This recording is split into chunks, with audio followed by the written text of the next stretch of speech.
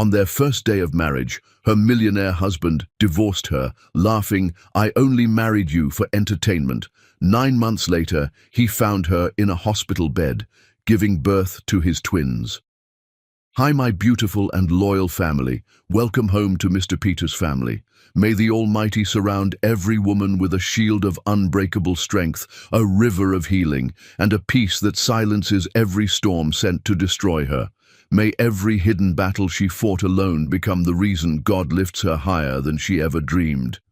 You are the quiet miracle behind every victory, the heartbeat of every home, the warrior who rises even when the world expects you to fall.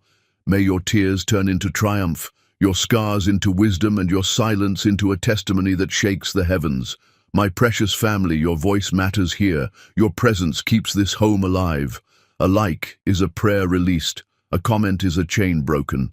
This is Mission 1000 likes, for every woman who carried the world on her shoulders and still found the strength to love. If you carry fire in your soul, like this video. If you walk in faith and courage, comment, "I'm with Mr. Peter." The champagne was still cold in her hand when Goldsmith signed the divorce papers with a smile that could cut glass. Tanya Finch stood in the presidential suite of the Meridian Grand Hotel, her wedding dress catching the city lights that poured through floor-to-ceiling windows. The fabric felt heavy now, suffocating, like burial clothes. Gold sat at the marble table with documents spread before him, his tuxedo jacket discarded, his expression radiating satisfaction that made her stomach turn. The pen moved across paper with practiced ease, his signature a flourish of certainty. "There," he said, sliding the papers toward her. "All legal. All done. 6 hours of marriage, officially erased." Tanya's fingers trembled around the champagne flute. The bubbles had gone flat while she'd been standing here listening to him explain how every moment of their relationship had been performance art. 3 months of courtship. 3 months of him learning her rhythms, her fears, her dreams of designing hotels that could make people feel safe. 3 months of him asking about her dead parents, holding her through nightmares, promising her a family to replace the one she'd lost. All of it calculated, all of it scripted. "The bet was simple," Gold continued, leaning back in his chair with the casual posture of someone discussing a successful business deal. $2 million that I could convince a woman to marry me within 30 days and divorce her the same night. My friends thought it was impossible. They said women would see through it, that I couldn't fake sincerity long enough. He laughed, the sound echoing off expensive walls. "But I picked you specifically, Tanya. You were so earnest, so desperate to believe in fairy tales, so alone that you'd cling to anyone who showed you warmth." She had slept with him hours ago, before the ceremony, in this same suite, when he'd pulled her close and whispered that he couldn't wait until tonight, that he needed her now. She'd believed it was passion, believed his hands on her skin meant something beyond transaction. The memory made bile rise in her throat. "I documented everything," Gold said, pulling out his phone and scrolling through photos. "Every date, every kiss. My friends wanted proof I was really trying. Look, here's the night I told you I loved you. You cried. It was perfect." He showed her the screen, a photo of her face wet with tears, radiant with joy, taken without her knowledge.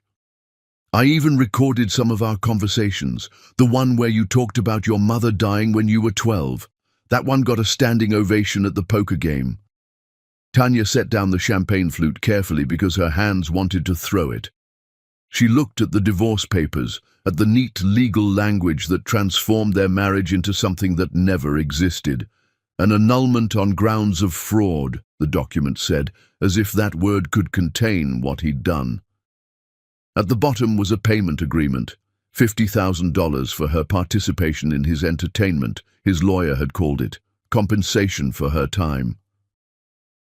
"You don't have to look so tragic," Gold said, standing and walking to the bar to pour himself whiskey. "It's not personal. You're a nice woman, really, just gullible. And honestly, you should thank me. $50,000 for 3 months of dating. That's better than you'd make at your little architecture firm all year." He swirled the whiskey, studying the amber liquid. Plus, you got a story. Women love stories. You can tell your friends about the crazy rich guy who married you as a joke. They'll buy you drinks and call me a monster. You'll dine out on this for years. Something inside Tanya cracked then, something she'd spent her whole life protecting. She picked up the pen and signed the papers without reading them. Her signature looked nothing like her, shaky, broken, the letters barely forming. She left the pen on the table. She left the check. She walked toward the door in her wedding dress, her heels clicking against imported tile. "Don't forget your things," Gold called after her. "You left a toothbrush in the bathroom, and there's a suitcase in the closet." Tanya kept walking. She reached the door, opened it, stepped into the hallway. Behind her, she heard Gold's voice, closer now, following her to the elevator. "Tanya, seriously, at least take the money. Don't be stupid about this." She pressed the elevator button. The doors opened immediately. She stepped inside and finally turned to look at him. Gold stood in the hallway in his tuxedo pants and white shirt, holding the check, his expression somewhere between amusement and exasperation. He looked like a man who'd won a bet and couldn't understand why his opponent wouldn't shake hands and admit defeat. The elevator doors started to close. Gold suddenly moved forward, jamming his hand between them to stop them. They bounced back open. He held out the check one more time. "Take it," he said. "You earned it. You played your part perfectly." Tanya looked at him, really looked at him, and saw a man who had never been told no, who had never faced a consequence he couldn't buy his way past, who genuinely believed that money made cruelty acceptable. She reached out and took the check from his hand. For a moment, Gold's face showed satisfaction. Then Tanya tore the check in half, then in half again, and let the pieces fall between them like snow. The elevator doors closed on Gold's surprised face. Tanya rode down alone, her reflection staring back at her from mirrored walls. She looked like a ghost in white, her dark skin ashen, her eyes hollow. In the lobby, people turned to stare at the woman in a wedding dress walking through at midnight. She heard whispers, saw phones lift to take photos. She pushed through the revolving doors and stepped onto the street where rain had started falling. She walked 6 blocks before her legs stopped working. She sat down on a bus stop bench, the rain soaking through her dress, and stared at nothing. A homeless man approached and asked if she was okay. She couldn't answer. He sat with her until the rain stopped, not speaking, just present.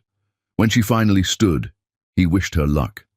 She walked home to her apartment and stood under a scalding shower until the water ran cold. 3 weeks later, Tanya took a pregnancy test in the bathroom of a drugstore because she couldn't bear to do it at home. The positive result appeared within seconds, 2 lines stark against white plastic. She sat on the closed toilet lid, holding the test, and understood that Goldsmith would be connected to her forever through this biological accident. She thought about her options with clinical precision. She could end it. She could tell him. She could disappear.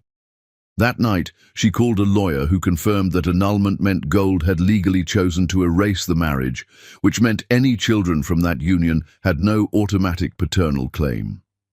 The lawyer explained that if she never named him, never sought support, never filed any documentation connecting him to the children, he would have no legal rights without a lengthy court battle where he'd have to prove paternity and explain why he wanted access after abandoning their mother. Tanya made her choice. She quit her job the next morning via email. She withdrew her savings, $32,000 saved over years of careful budgeting. She packed 2 suitcases with clothes and her laptop. She left behind everything else, furniture, books, photos, the life she'd tried to build in a city that now felt poisonous. She took a bus to a coastal town she'd visited once as a child, a place small enough that no one knew Goldsmith's name, quiet enough that she could disappear into ordinary life. She rented a cottage with peeling paint and a view of the sea. She registered with freelance platforms under her middle name, offering architectural consulting to small firms who needed expertise but couldn't afford full-time staff. She bought prenatal vitamins and maternity clothes from thrift stores. She attended doctor appointments alone, filling out intake forms that asked for the father's medical history and left that section blank. At night, she stood on the cottage porch and watched the ocean while two lives grew inside her body. She didn't think about gold. She thought about her mother, who had died alone in a hospital while Tanya sat in a 7th-grade classroom learning algebra. She thought about her father, who had followed her mother into death 3 years later because grief had made his heart simply stop. She thought about being 12 years old and learning that love could be taken without warning, without mercy, without appeal. She put her hands on her growing belly and made a promise to whoever was inside. You will never know cruelty disguised as affection. You will never be a bet. You will be loved without conditions, or I will die trying. Goldsmith received a package at his office on a Tuesday morning. Inside was a single wedding photograph, torn precisely in half. His half showed him smiling at the camera. Tanya's half was missing. There was no note, no return address, just the image of a man standing alone in a tuxedo, grinning at something he'd already destroyed. Chapter 2. Birth and Blood. Goldsmith had not expected to be in a hospital at 3 in the morning, but Mitchell Carver's heart had forced his hand. Mitchell was 78 and owned the largest luxury hotel chain in Southeast Asia.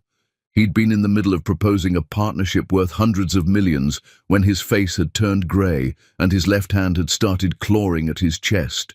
Gold had called the ambulance, ridden with Mitchell to Coastal Regional Medical Center, and now sat in an uncomfortable waiting room chair while doctors worked on his business partner. The hospital smelled like disinfectant and fear. Gold hated hospitals. He'd spent too many nights in one watching his father die slowly, watching morphine turn a ruthless businessman into someone who cried at television commercials.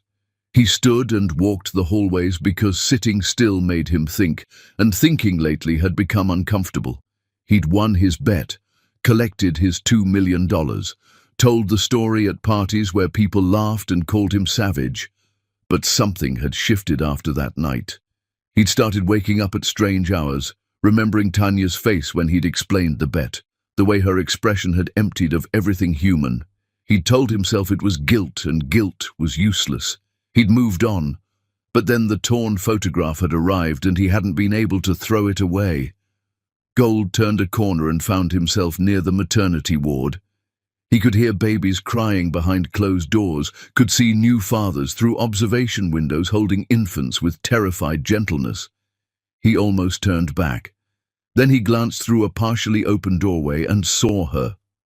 Tanya Finch was in a hospital bed, her body arched in pain, her face slick with sweat. A nurse stood beside her checking monitors that beeped urgently. A doctor entered the room quickly, snapping on gloves, her voice calm but firm. Gold couldn't hear the words. He stood frozen in the hallway, pressed against the wall like a thief, watching. Tanya's hospital gown was soaked through. Her hair was plastered to her skull. She made a sound that wasn't quite a scream, more like something being ripped from inside her body. The doctor was saying something about blood pressure, about complications, about needing to move quickly. More staff entered the room. Gold saw IV bags being hung, saw someone injecting something into the IV line, saw Tanya's hand grip the bed rail so hard her knuckles went pale. The door swung wider as more medical staff rushed in, and Gold had a clear view when they delivered the first baby. It came out purple and silent. The doctor moved with practiced speed, suctioning the infant's mouth and nose. There was a terrible moment of silence. Then the baby screamed, and the sound was so raw and vital that Gold felt something crack in his chest. The nurse carried the infant to a warming table, and Gold saw it was a boy, but Tanya was still screaming. The doctor's voice changed pitch, became more urgent. Another baby. Gold watched as they delivered the second child, another boy, this one crying immediately. Twins. The word hit him like a physical blow.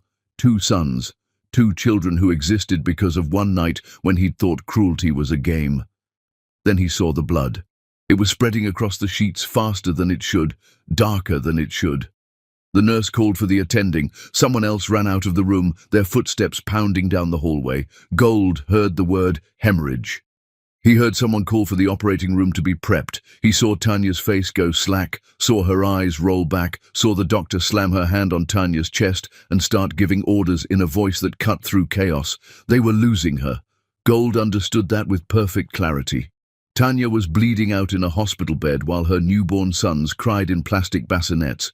He stood paralyzed, watching the medical team fight to save a woman he'd destroyed. Minutes stretched. A doctor emerged and grabbed a passing resident, demanded blood products, demanded more hands. Gold heard fragments of conversation: placental abruption, disseminated intravascular coagulation, emergency hysterectomy if they couldn't stop the bleeding. The door closed, blocking his view. Gold slid down the wall and sat on the floor in the hallway with his back against cold plaster. He sat there for hours. Mitchell Carver's assistant called his phone repeatedly. Gold didn't answer. He sat and listened to babies crying behind closed doors, listened to nurses moving past him, listened to the sound of his own breathing that felt somehow wrong, too easy, when Tanya might be dying down the hall. At dawn, a doctor emerged from Tanya's room. She was a small woman with grey hair and the kind of exhaustion that came from saving lives.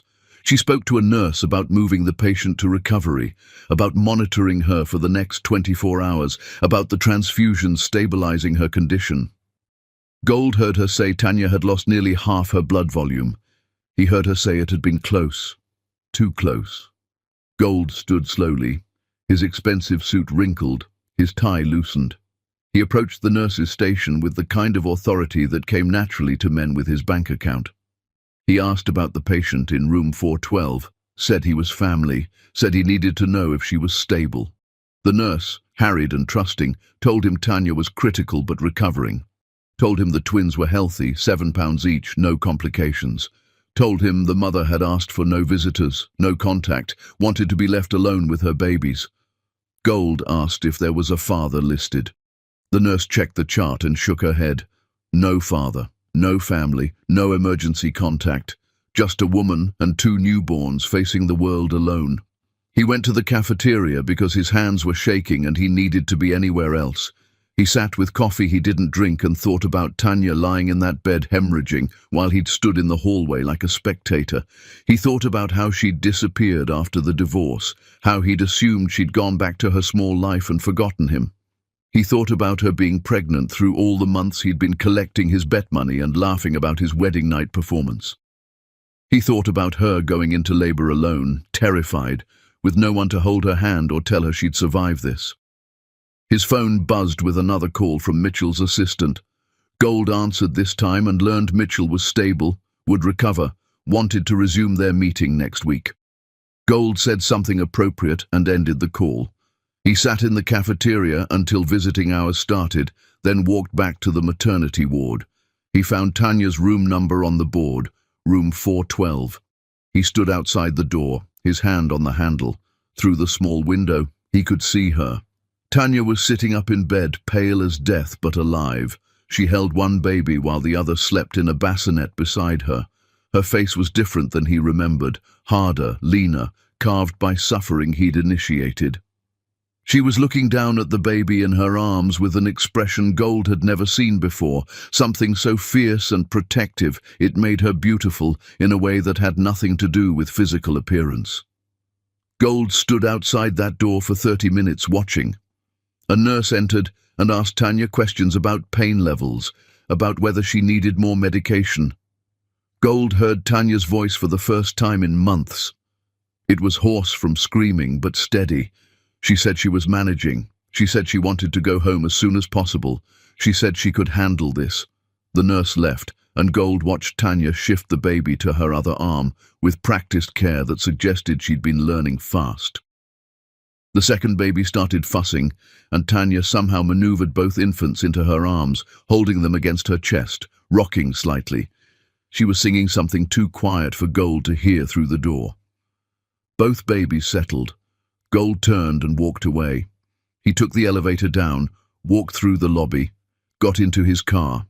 He sat in the parking lot with his hands on the steering wheel and his heart beating in a rhythm that felt wrong. He started the engine. He drove home to his penthouse that suddenly felt too large, too empty, too full of furniture that served no purpose except to prove he could afford it. He showered. He changed into fresh clothes. He sat at his desk and opened his laptop and stared at the screen without seeing it. Then he pulled out his phone and called a private investigator he'd used before for business purposes. The man answered on the second ring. "I need you to find out everything about someone," Gold said. "Where she's been, how she survived, what her life looks like now. I need details. I need facts. I need to know what happened to her after she left me." The investigator asked for a name. Gold gave it. Tanya Finch. He spelled it slowly, precisely. He added that she'd just given birth to twins at Coastal Regional Medical Center. He said to be discreet but thorough. He said money was no object. The investigator asked one more question. "Are you the father?" Gold sat in his penthouse office, surrounded by evidence of his success. His walls covered with awards and photos of properties he owned, his desk solid mahogany worth more than most people's cars. He looked at his reflection in the darkened window, a man alone in a tower asking strangers to investigate a woman he'd broken because he couldn't stop thinking about whether those children shared his DNA. "I don't know," Gold said, and realized it was the first honest thing he'd said in months. "That's what I'm paying you to find out." Chapter 3. The Investigation. The investigator's first report arrived by encrypted email 3 days after Gold had watched Tanya nearly die on a hospital bed. Gold opened it in his office at 3 in the afternoon, between a conference call with investors and a site inspection of a new property. The document was thorough in the way that expensive surveillance always was. Dates, locations, photographs, witness statements from people who'd been paid to remember seeing a pregnant woman at coffee shops and grocery stores. Gold read it twice, then a third time, his coffee going cold beside him. Tanya had left the city the day after their divorce. She'd taken a bus to Harborview, a coastal town with a population just under 8,000, the kind of place where people knew their neighbors and strangers were noticed. She'd rented a cottage on Ocean View Road, a street 2 blocks from the water where houses were small and weathered and cheap. The landlord remembered her because she'd paid 6 months' rent up front in cash, because she'd been quiet and polite, because she'd asked if the cottage had good insulation, because she'd be working from home. The investigator had interviewed the landlord, a woman named Ruth Patterson, who owned 3 rental properties and seemed happy to gossip for money. Ruth said Tanya kept to herself, never complained, paid rent on time every month. Said she'd noticed Tanya was pregnant around the 4th month, but didn't ask questions because young women had their reasons for doing things alone. Said she'd seen Tanya working on a laptop on the porch sometimes, designing what looked like buildings on complicated software. The report included Tanya's work history. She'd registered on freelance platforms under her middle name, Tanya Louise, offering architectural consulting services. She'd done small projects for regional firms, mostly residential designs and commercial renovations. She'd made enough to cover rent, food, prenatal care, and nothing else. The investigator had accessed her bank records through methods Gold didn't want to examine too closely. She had $400 in her checking account. Her savings were gone. There were photographs. The investigator had been watching her for days, taking pictures that felt like violations. Tanya, at 7 months pregnant, walking on the beach alone in a jacket too thin for the wind. Tanya, at 8 months, carrying groceries into her cottage, her belly huge under a worn sweater. Tanya, at 9 months, sitting on her porch with her laptop, her face concentrating on something beyond the camera's understanding. In every photograph, she was alone. No friends, no family, no man. Just a woman surviving through determination that looked exhausting, even in still images. Gold studied one photograph longer than the others. Tanya stood at the edge of the water with her hand on her swollen belly, her face turned toward the horizon. She looked older than she had on their wedding night. Not in years, but in experience. The kind of aging that came from having illusions burned away. Her expression was impossible to read. Neither happy nor sad, just present in a moment that existed outside his observation. The second report arrived a week later with the paternity results. The investigator had bribed a hospital employee to obtain genetic material from the twins during routine heel-stick blood tests. Gold had provided his own sample. The laboratory results were definitive. Probability of paternity 99.9%. The twins were his biological sons. Gold sat in his office with those results and felt something he hadn't felt since he was a child, being called into his father's study to explain poor grades. Not quite fear, but recognition that his actions had consequences he couldn't buy his way past. He'd created two human beings during a night he'd considered a performance. Those beings existed now, separate from his intentions, crying and sleeping and growing in a cottage by the sea. He tried to work. He had meetings with architects about a new hotel in Dubai, negotiations with suppliers, conference calls with his board of directors. He went through the motions with mechanical precision, while his mind stayed fixed on a woman he'd destroyed and children he'd never intended to create. His assistant asked if he was feeling well. His business partners commented that he seemed distracted. Gold said he was fine and continued functioning while something fundamental shifted inside him. The third report came 2 weeks after the birth. The investigator had followed Tanya home from the hospital, had documented her struggle to get 2 infant car seats up the stairs of her cottage while recovering from major blood loss, had photographed her exhaustion through windows he must have stood outside like a prowler. Gold read the report and felt sick. Tanya was managing alone. She'd set up 2 cribs in her small bedroom, had been seen walking the porch at midnight with babies who wouldn't sleep, had been observed sitting on her front steps at dawn, feeding one infant while the other cried inside. The investigator had found no evidence of family support, no visitors, no help. Just Tanya moving through early motherhood with the kind of determination that looked like survival. Gold made a decision. He got in his car and drove 4 hours to Harbourview, found Ocean View Road, parked down the street from the cottage. He sat there for hours watching Tanya's life through windows like the investigator had, seeing her move through rooms with a baby in her arms, seeing the lights stay on all night because infants didn't care about exhaustion. He came back the next day, and the next. He told himself he was checking on his sons, making sure they were safe, confirming Tanya was capable of managing alone. He told himself these were reasonable concerns. He didn't admit he was watching her because he couldn't stop thinking about the expression on her face in that hospital bed when she'd thought she might die. On the 4th morning, Tanya came onto the porch holding one baby while the other cried inside. She was wearing clothes that hung loose on her postpartum body, her hair uncombed, her face marked by sleeplessness. She stood there in the early light, rocking the infant mechanically, and looked directly at Gold's car. Their eyes met across 50 feet of distance. Gold's hands tightened on the steering wheel. Tanya didn't look surprised or afraid. She looked at him the way someone might look at a stain that kept reappearing no matter how much you scrubbed.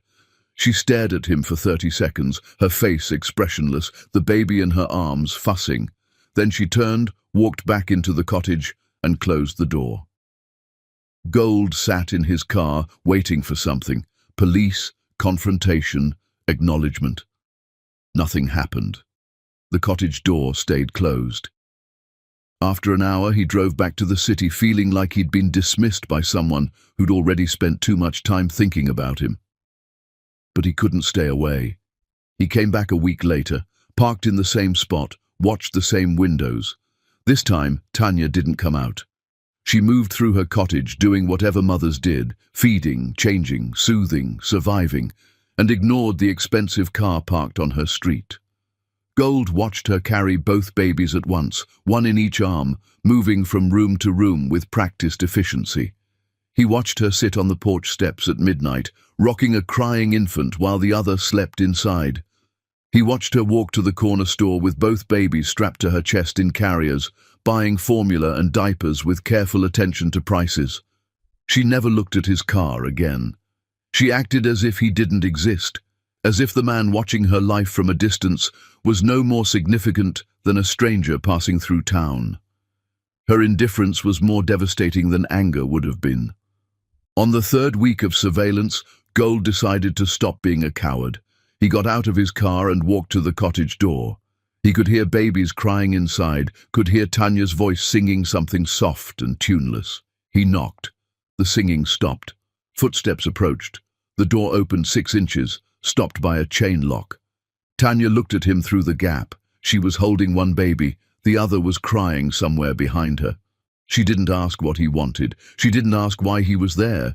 She just looked at him with eyes that had learned not to expect anything from men who made promises. "I know they're mine," Gold said. The words came out wrong, possessive, like he was claiming ownership of something he'd purchased. Tanya's expression didn't change. "You signed papers that said we were never married. That means those children have no father. Leave, or I'll call the police for harassment." She closed the door. Gold heard the lock engage. He stood on the porch, listening to babies crying and Tanya's voice soothing them, and understood she'd built walls he couldn't scale with money or charm or persistence. She'd done the math and decided he was worth exactly nothing in her children's lives. Gold walked back to his car and sat there until dark. Then he drove home and called his lawyer. He asked about paternity rights, about custody, about legal options for fathers who weren't named on birth certificates.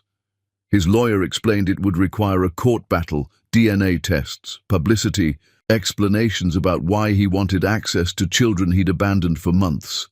Gold hung up and sat in his penthouse, wondering when he'd become the kind of man who had to take a woman to court to see his own children, wondering why he wanted to see them at all, wondering if wanting them now made him more or less monstrous than not wanting them in the first place. He pulled up the photographs from the investigators' reports and looked at Tanya standing on the beach with her hand on her pregnant belly. He looked at her face, trying to find the woman he'd married and destroyed. She was gone. In her place was someone harder, someone who'd learned to survive him, someone who'd decided he didn't deserve a second chance. Gold set down his phone and looked around his penthouse at furniture that cost more than Tanya spent in 6 months, at art on the walls purchased because his decorator said it was important, at a life built entirely around accumulation with nothing accumulated that mattered. His sons were growing up in a cottage with peeling paint, while he sat in a tower made of glass and money, and for the first time since signing those divorce papers, Gold understood he might have lost something he couldn't buy back. Chapter 4. The Fortress. Tanya's lawyer was a woman named Jennifer Moss, who worked out of a small office above a coffee shop in Harborview and charged rates Tanya could barely afford. Jennifer reviewed Gold's initial contact attempts, the messages through her office, the flowers that appeared on Tanya's porch, the certified letters demanding acknowledgement of paternity, and built a fortress of paperwork that kept him legally distant. She explained to Tanya that the annulment Gold had insisted upon gave them leverage. He'd chosen to erase the marriage. He'd paid lawyers to ensure it never legally existed. Now that decision protected Tanya in ways he couldn't have anticipated. The law, Jennifer explained with satisfaction, didn't automatically grant parental rights to biological fathers who'd abandoned mothers. Gold would have to petition for paternity testing, then petition for custody or visitation, then prove to a judge why access to these children would serve their best interests when he'd demonstrated clear disinterest for months. And all of that would require public court proceedings where his wedding night bet would become part of the official record. Tanya listened and felt nothing except relief that law could function as distance. She signed papers that Jennifer prepared, formal responses denying Gold's claims, legal documents asserting her sole custody, notices that any further contact would be considered harassment.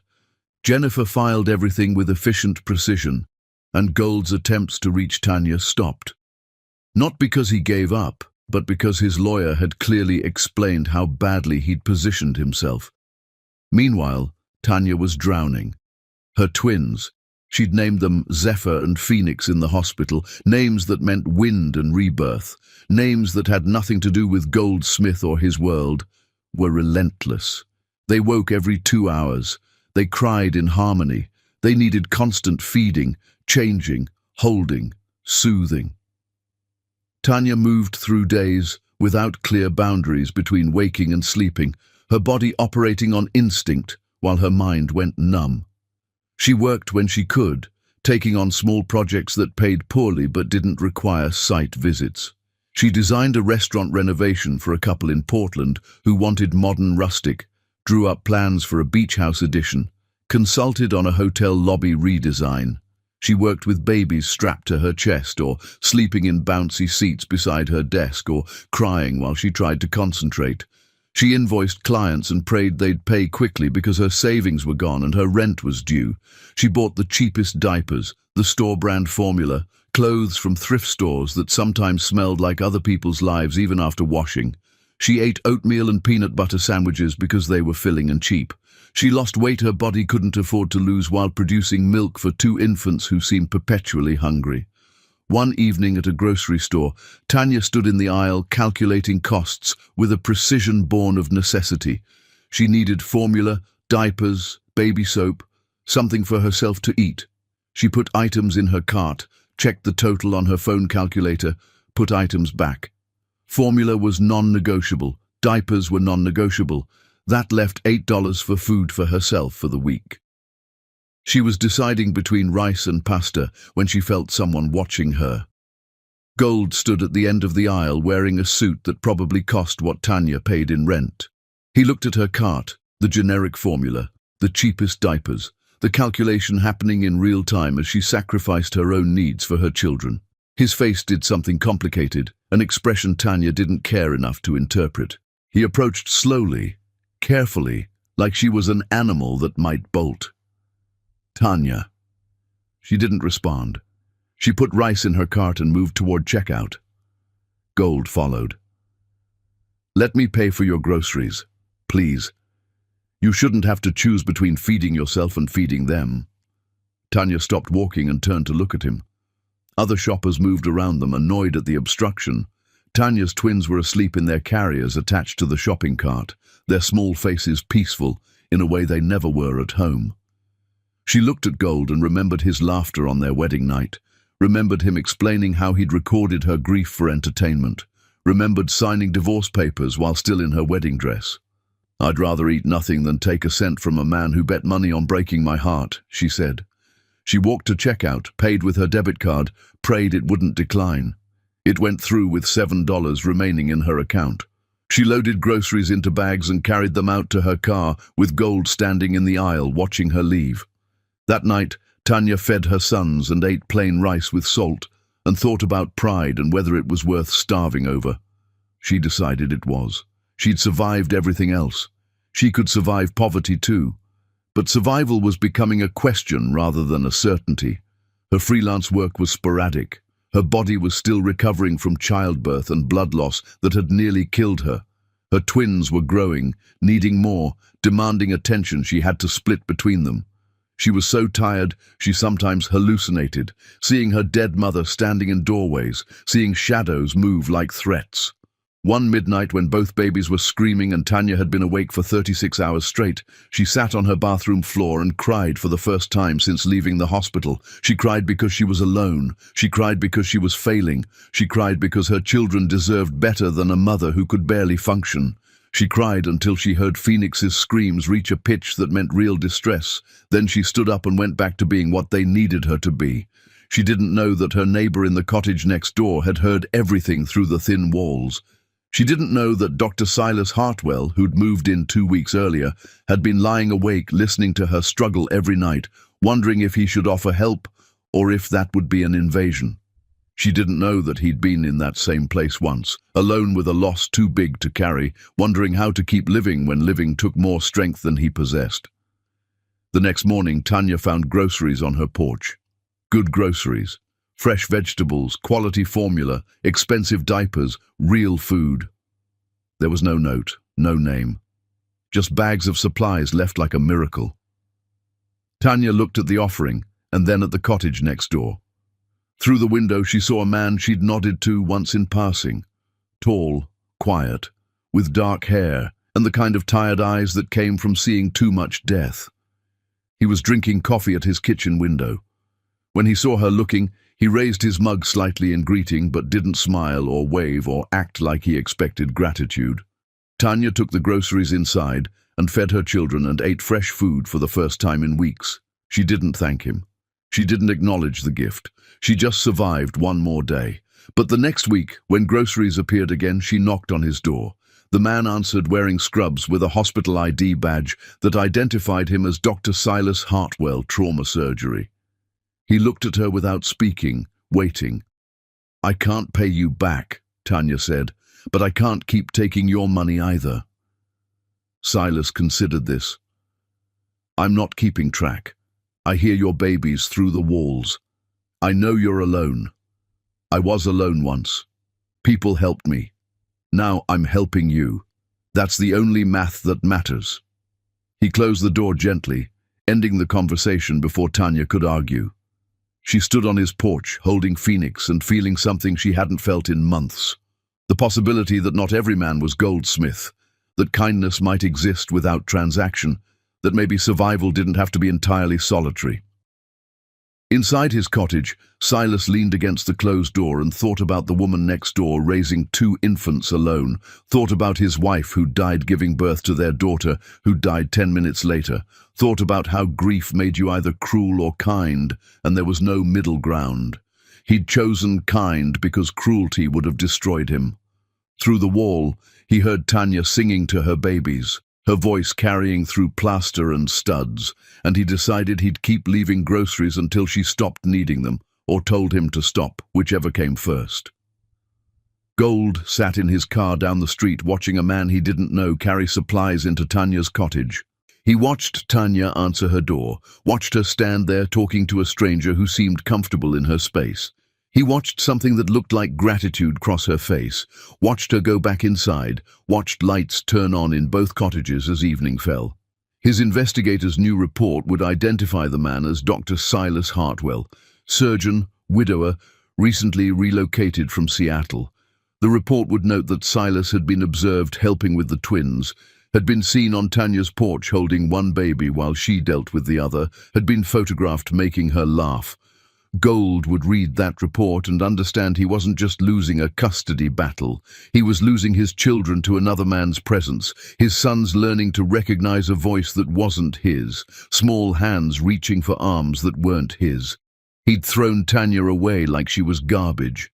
Now someone else was proving she was treasure.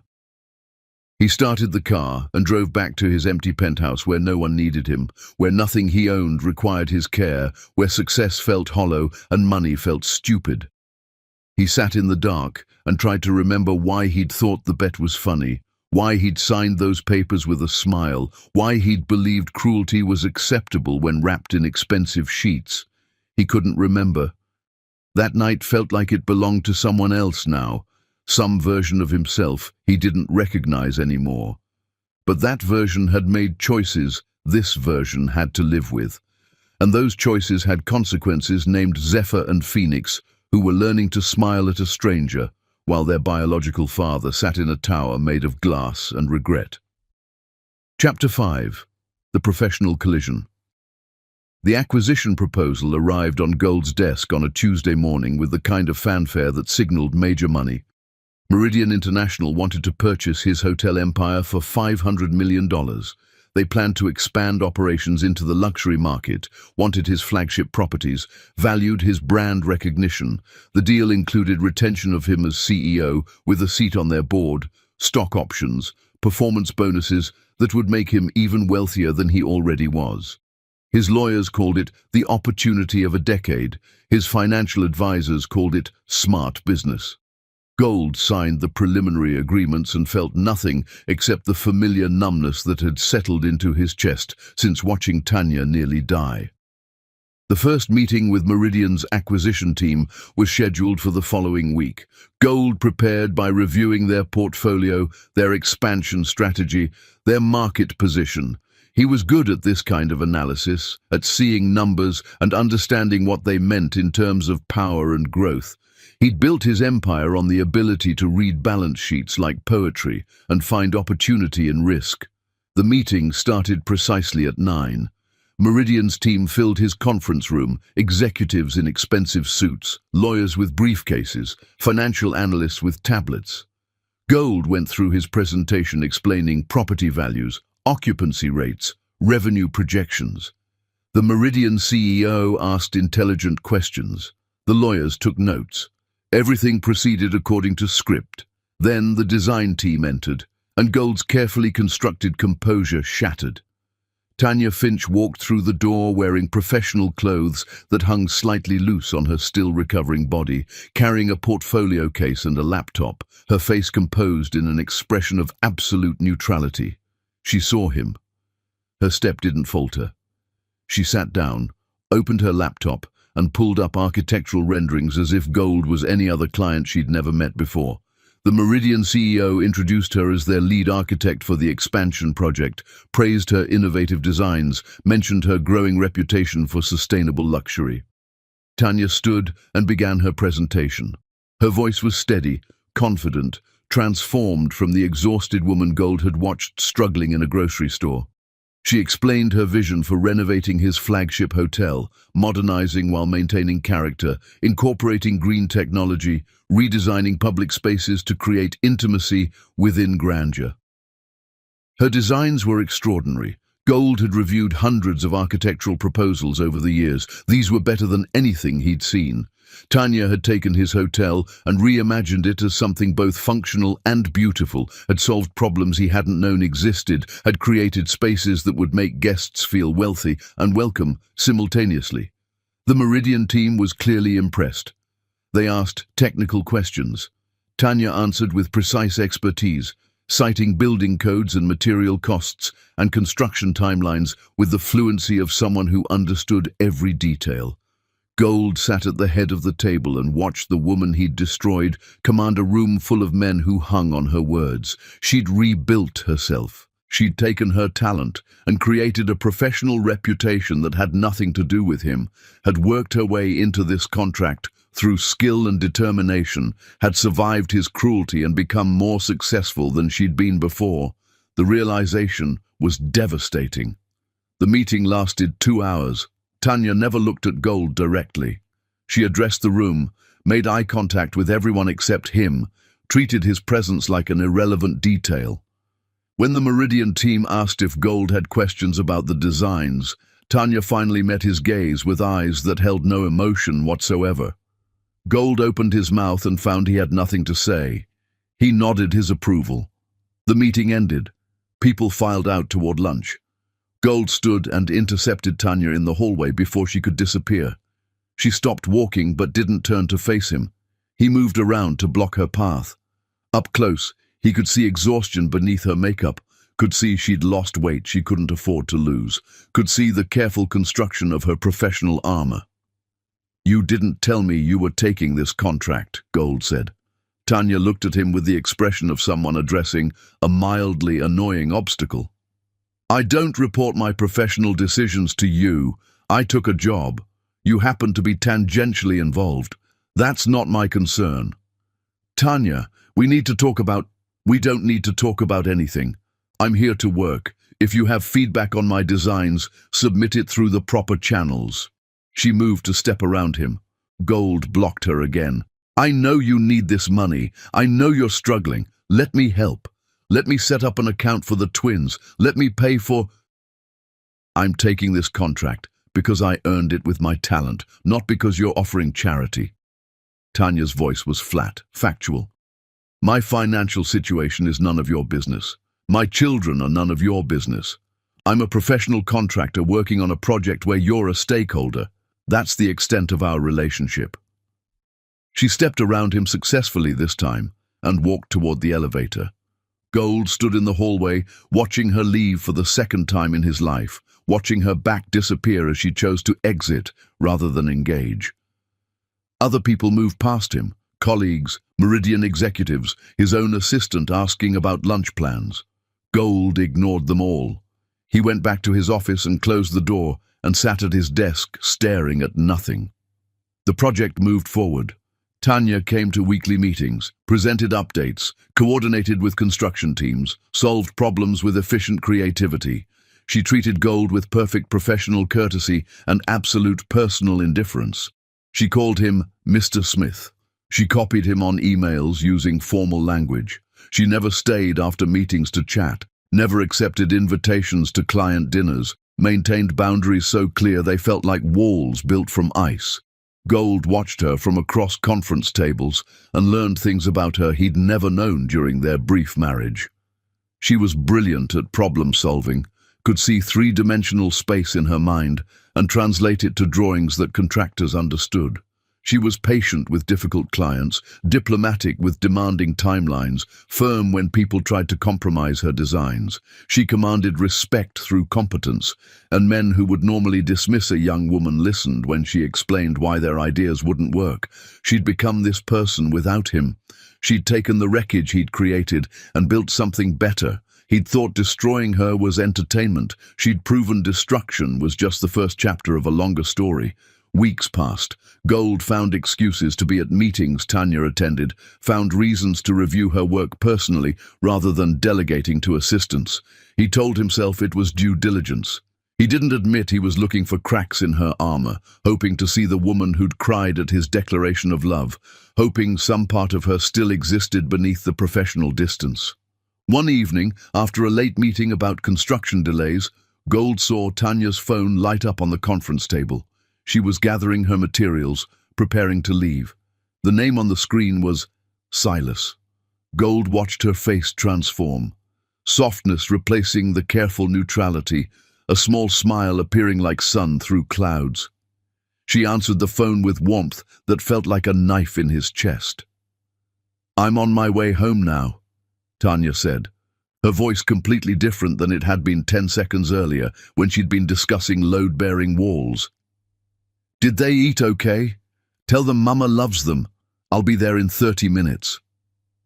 She ended the call and looked up to find Gold staring at her. Her face went neutral again, professional armor slamming back into place. She picked up her phone and her laptop and walked out without saying goodbye. Gold sat alone in the conference room and understood that someone named Silas was in his son's lives, was watching them while Tanya worked, was receiving her warm voice and her smiles while Gold received her cold courtesy. He called his investigator that night and requested comprehensive surveillance. He needed to know who Silas was, what role he played, how deeply he'd embedded himself in the life that should have been Gold's. The report arrived 48 hours later, with photographs that destroyed what remained of Gold's delusions. Dr. Silas Hartwell on Tanya's porch holding Zephyr while she held Phoenix. Silas fixing a broken step on her cottage while the twins slept in carriers nearby.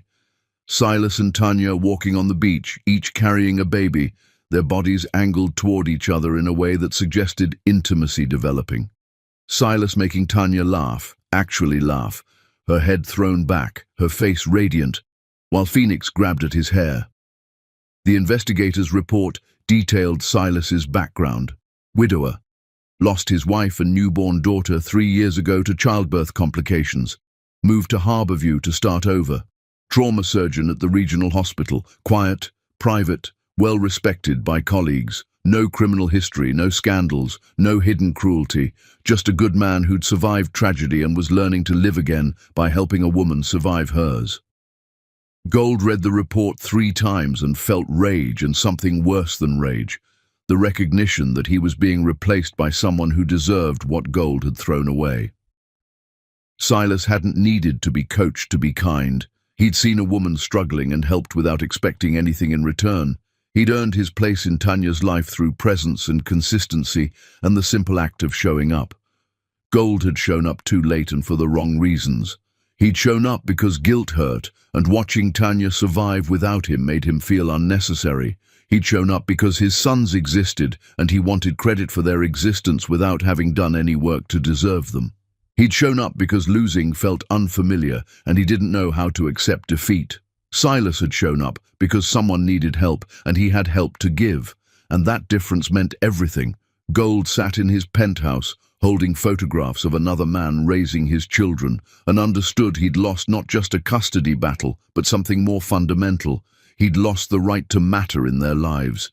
He'd signed those papers erasing his marriage. Now he was erased. Zephyr and Phoenix would grow up knowing Silas's face, Silas's voice, Silas's arms. They'd learn to walk, holding Silas's hands. They'd call someone else father, while Gold sat in a tower built from money that suddenly felt worthless. He couldn't accept it. He wouldn't accept it. Those were his sons, his biology, his responsibility. He could fix this. He had lawyers and money and determination. He could force Tanya to acknowledge his rights. He could make her let him be part of their lives whether she wanted him there or not. Gold picked up his phone and called his lawyer. He said he wanted to file for custody. He said he wanted paternity established legally. He said he didn't care about publicity or cost or how difficult Tanya made it. Those were his children, and he had rights. His lawyer sighed and asked if Gold was sure. Gold said he'd never been more sure of anything. The lawyer said he'd prepare the paperwork. Gold hung up and felt something like victory, not understanding yet that forcing your way into lives that had learned to function without you wasn't victory. It was just another kind of cruelty disguised as love. Chapter 6. The Other Man. Silas Hartwell had learned about suffering in an operating room 3 years ago when his wife had stopped breathing and his daughter had never started. He'd been in the hallway waiting because doctors weren't allowed to be present for their own family's procedures, standing outside listening to the emergency that unfolded when Grace's blood pressure had spiked and the baby's heart rate had plummeted. He'd heard the code being called, had heard running feet and urgent voices, had known with clinical precision what every sound meant: hemorrhage, distress, crash cart, full arrest. He'd stood there with his medical knowledge painting pictures his heart couldn't survive. And when they'd finally let him in, Grace was gone, and the baby girl they'd named Emma had lived for exactly 10 minutes before her underdeveloped lungs had given up. Silas had held his daughter while she died, had watched her struggle for air he couldn't give her, had felt her tiny body go still against his chest. The grief had been complete, annihilating, the kind that made you understand why people walked into oceans and didn't come back. He'd taken a leave from the hospital in Seattle, where he'd been rising fast through the trauma surgery ranks, had moved into Grace's parents' house because his own apartment felt haunted, had spent months doing nothing except breathing and trying to remember why breathing mattered. Eventually, he'd gone back to work because bodies kept breaking and someone had to fix them. But Seattle had too many memories: restaurants where he'd eaten with Grace, parks where they'd walked, the hospital where she'd died. He'd requested a transfer anywhere else. Harborview Regional had needed a trauma surgeon. Silas hadn't cared where it was. He'd packed up his life, driven down the coast, rented the first cottage he'd seen, and tried to learn how to exist alone. Then he'd heard babies crying through the walls and recognized the sound of someone drowning. He'd ignored it for a week, telling himself everyone had their struggles and his help wasn't wanted. But the crying continued every night, and Silas knew exhaustion when he heard it, knew the particular desperation of being solely responsible for life, too fragile to risk failing.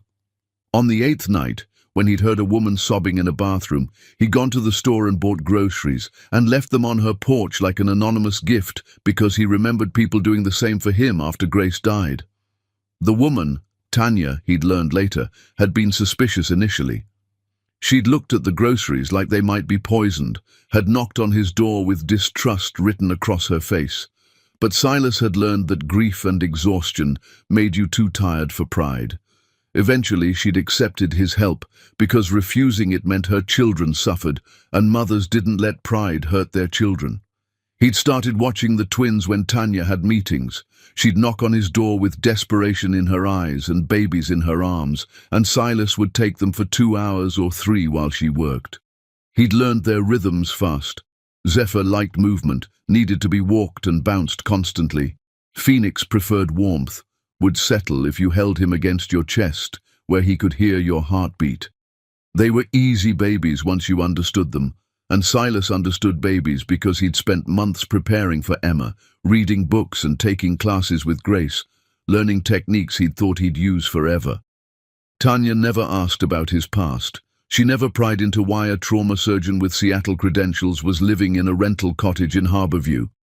She accepted his help with the kind of gratitude that came from having no other options, and slowly over months, she'd started staying after she picked up the twins. She'd have coffee while Silas held Phoenix and explained his day in one-sided conversation that made the infant smile.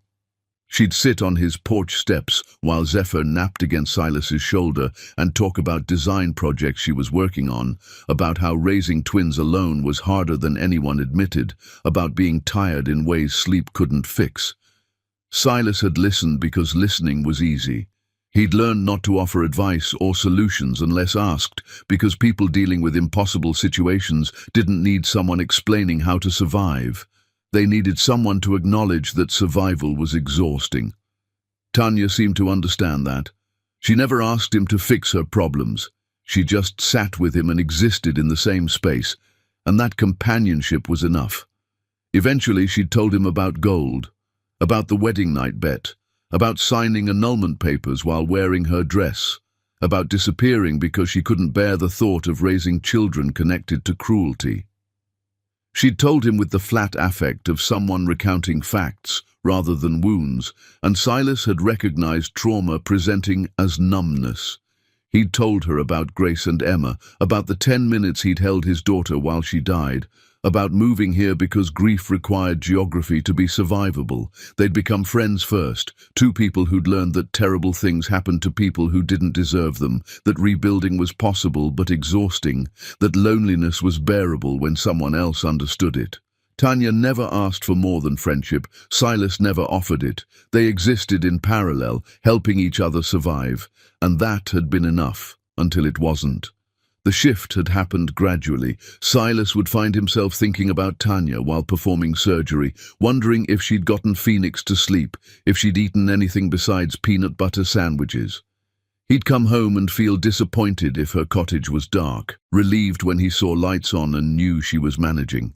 He'd started looking forward to the knock on his door that meant she needed help, to the conversations on his porch after the twins were settled, to the way Tanya smiled when one of his babies did something ridiculous.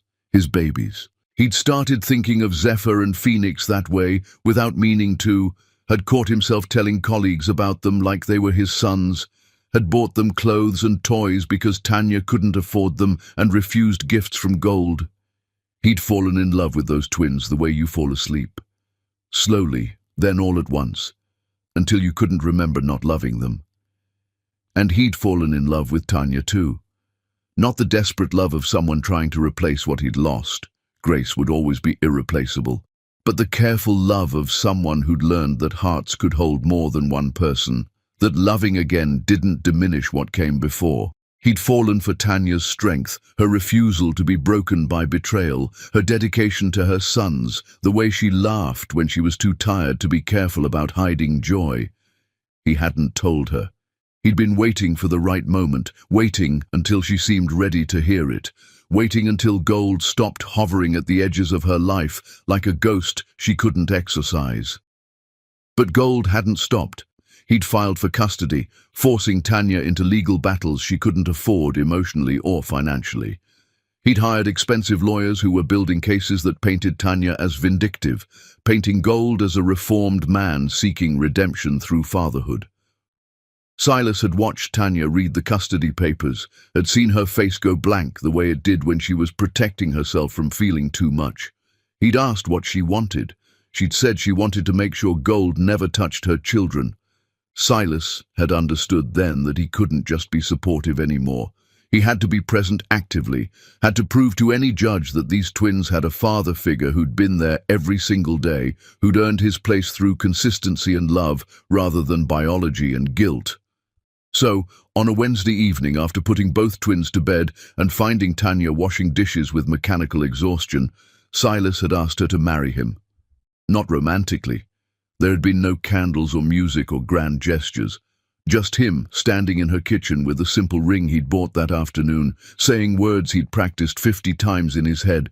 I love you. I love them. Let me be your family officially. Tanya had stared at the ring like it was a puzzle she couldn't solve. Then she'd started crying. Not sad crying, but the kind of crying that came from holding too much inside for too long. Silas had put the ring on the counter and held her while she broke apart, her body shaking against his, her tears soaking his shirt.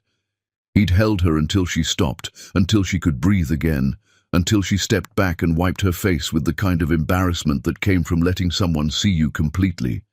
She hadn't said yes that night. She'd taken the ring and held it, and asked for time. Silas had given it gladly, had told her he'd wait as long as she needed, had meant it with every part of himself. He'd gone back to his cottage and lain awake thinking about Grace, silently asking her if this was okay, if loving someone else meant forgetting her. He'd felt no answer because dead people didn't answer questions. But he'd imagined her response would be that love wasn't finite, that he'd been alone long enough, that Emma would have wanted siblings even if they weren't biologically hers. The next morning, Tanya had knocked on his door before dawn. She'd been holding both twins, her hair uncombed, wearing pajamas and a jacket. She'd said, "I'm terrified. I don't know if I can trust this, but I want to try." She'd handed him the ring still in its box and said, "Ask me again when I'm not crying and exhausted." Silas had taken the ring and asked her then, standing in his doorway at sunrise with babies between them and their breath visible in cold air. Tanya had said yes. Phoenix had started fussing. Zephyr had grabbed Silas's shirt. They'd gone inside and made breakfast together like they'd done it 1,000 times before, and Silas had understood that marriage didn't always start with passion and proposal. Sometimes it started with eggs and coffee and the decision to build family deliberately rather than waiting for it to arrive perfectly. They'd set a date, small ceremony, just them and the twins and a handful of people Silas worked with. Tanya had started designing her own dress, something simple that wouldn't feel like mockery of the wedding dress she'd worn while Gold laughed. Silas had filed adoption paperwork that would be finalized after the marriage, establishing legal parenthood that would protect the twins if anything happened to Tanya. The custody trial approached like a storm. Tanya prepared with her lawyer, rehearsing testimony, organizing evidence, trying to stay calm. Silas prepared too, gathering character references from colleagues, documenting his role in the twins' lives, making sure any judge would see him as a father in every meaningful way. Gold might have biolo, yeah. Silas had presence. And in the end, presence mattered more. One evening, a week before trial, Gold showed up at Tanya's cottage, drunk and desperate. Silas had been there. Had been staying most nights because Tanya couldn't sleep and needed someone present who wasn't a 6-month-old infant. He'd heard Gold's car pull up, had heard the pounding on the door, had stood behind Tanya when she opened it with the chain lock engaged. Gold had looked terrible, expensive suit rumpled, hair disheveled, eyes red from drinking or crying or both. He'd started talking fast, words tumbling over each other, explaining how he'd felt since seeing her in the hospital, admitting he'd been cruel, saying he wanted to be a father, begging for a chance. He'd talked for 10 minutes straight, his voice breaking, his hands gripping the doorframe like he might fall without support. Tanya had listened in silence. When Gold finally stopped, exhausted by his own confession, Tanya had spoken with a voice so cold, Silas had felt the temperature drop. She told Gold he'd stopped being relevant to her life months ago, that he wasn't a villain anymore but an absence, a blank space where a father should be. She'd said Zephyr and Phoenix would never know him because he'd chosen to be nothing when he'd signed those papers. She'd added that if she married Silas, he'd adopt the twins legally, and Gold would disappear from their lives completely. Gold had tried to argue.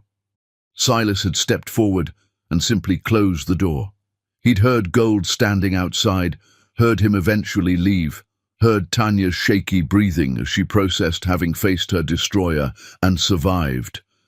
Silas had held her that night while she slept fitfully, and he'd understood that loving Tanya meant accepting she carried scars he couldn't heal, that Gold would always be the ghost in her past, even if he never appeared in her present. But Silas could live with ghosts. He'd been living with Grace's ghost for 3 years. Ghosts weren't competition. They were reminders that you'd loved before and could love again, that loss didn't mean the end of everything, that hearts broken properly could be rebuilt stronger. Tanya's heart was broken and rebuilding. Silas's heart was scarred and opening. Together they could make something new, not a replacement for what they'd lost, but an addition to their stories, a chapter about second chances and chosen family. Gold filed his custody suit 2 days later. Tanya received the papers while feeding the twins breakfast. She'd read them carefully, called her lawyer, prepared for war. Silas had come home from a 20-hour shift to find her sitting at the kitchen table with documents spread everywhere, her face expressionless in the way that meant she was holding too much inside. He'd asked what she wanted. Tanya had said she wanted to make sure Gold never touched her children. Silas had sat down across from her and said, "Then we make sure. Whatever it takes. I'm not going anywhere." And he'd meant it. He'd stand in any courtroom and explain how he'd watched these twins grow, how he knew Phoenix preferred being held horizontally while Zephyr liked vertical, how they both smiled at specific songs, how Zephyr was cautious while Phoenix was bold. He'd explain what it meant to be present every single day, to wake up at 3 in the morning for feedings, to celebrate first smiles and first laughs, to worry about every cough and cry. He'd explain that being a father wasn't about DNA sequences, it was about showing up. Gold might have given Tanya those twins biologically, but Silas had been their father since the first night he'd heard them crying through walls and decided to help. And no court could take that away because you couldn't legislate love. You could only recognize it when it was presented honestly. Silas looked at Tanya across the table, covered with legal documents, and thought about the family they were building deliberately, carefully, from the wreckage of their separate losses. It wasn't the family either of them had imagined, but it was theirs, and that made it worth fighting for. Chapter 7. The Unraveling. Goldsmith drove to Harborview at midnight on a Tuesday, drunk on expensive whiskey and desperation that tasted like failure. The decision had been building for weeks, through meetings where lawyers explained his weak legal position, through surveillance reports showing Silas becoming more integrated into the twins' lives, through nights alone in his penthouse wondering when he'd become the kind of man who had to beg for access to his own children. The acquisition had finalized. He was richer now by hundreds of millions. His bank accounts had numbers that meant nothing. His success felt hollow. His life felt like an expensive simulation of living, all surface and no substance, a tower of glass where nothing real could survive. He'd started drinking around 9, whiskey neat because complicated drinks required care he couldn't muster. By 11, he'd finished half a bottle and made a decision that sobriety would have prevented. He'd gotten in his car. He'd hire lawyers later if he got pulled over, money fix those problems, and driven 4 hours to a cottage where lights were still burning at midnight because babies didn't respect adult schedules. He parked badly, taking up space across 2 spots, not caring. He walked to Tanya's door and pounded on it with fists that felt disconnected from his body. A minute passed. 2. Then the door opened 6 inches, chain lock engaged, and Tanya stood there in a robe with Silas visible behind her wearing sweatpants and no shirt, like he lived there, like he belonged in her space at midnight, like he'd earned intimacy Gold had destroyed. "Go home," Tanya said, her voice flat with exhaustion. "You're drunk. I need to talk to you." Gold's words slurred slightly. He hadn't realized how much whiskey he'd consumed until speaking became difficult. "I need you to understand what I've been feeling since I saw you in that hospital." "I don't care what you've been feeling." Tanya started to close the door. Gold jammed his foot in the gap, stopping it. "Please, 5 minutes. I'll leave after that. I promise." Silas stepped forward, putting himself between Tanya and the door. She said, "Go home. Remove your foot, or I'm calling the police." Gold looked at Silas. This quiet man who'd slipped into his family like water finding cracks, who'd earned through presence what Gold had lost through cruelty. Rage flared hot and irrational. "Those are my sons inside, my children. You have no right to tell me anything." "I have every right." Silas's voice stayed calm, clinical, the tone of someone used to dealing with emergencies while maintaining composure. "I'm the one who's been here. I'm the one who wakes up at 3 in the morning when they cry. I'm the one who's earned the title of father by doing the work you refuse to do."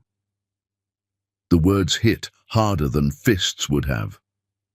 Gold stepped back, his foot leaving the doorway. "You don't understand. I made a mistake. I was someone else then. I'm different now. I've changed." "You haven't changed."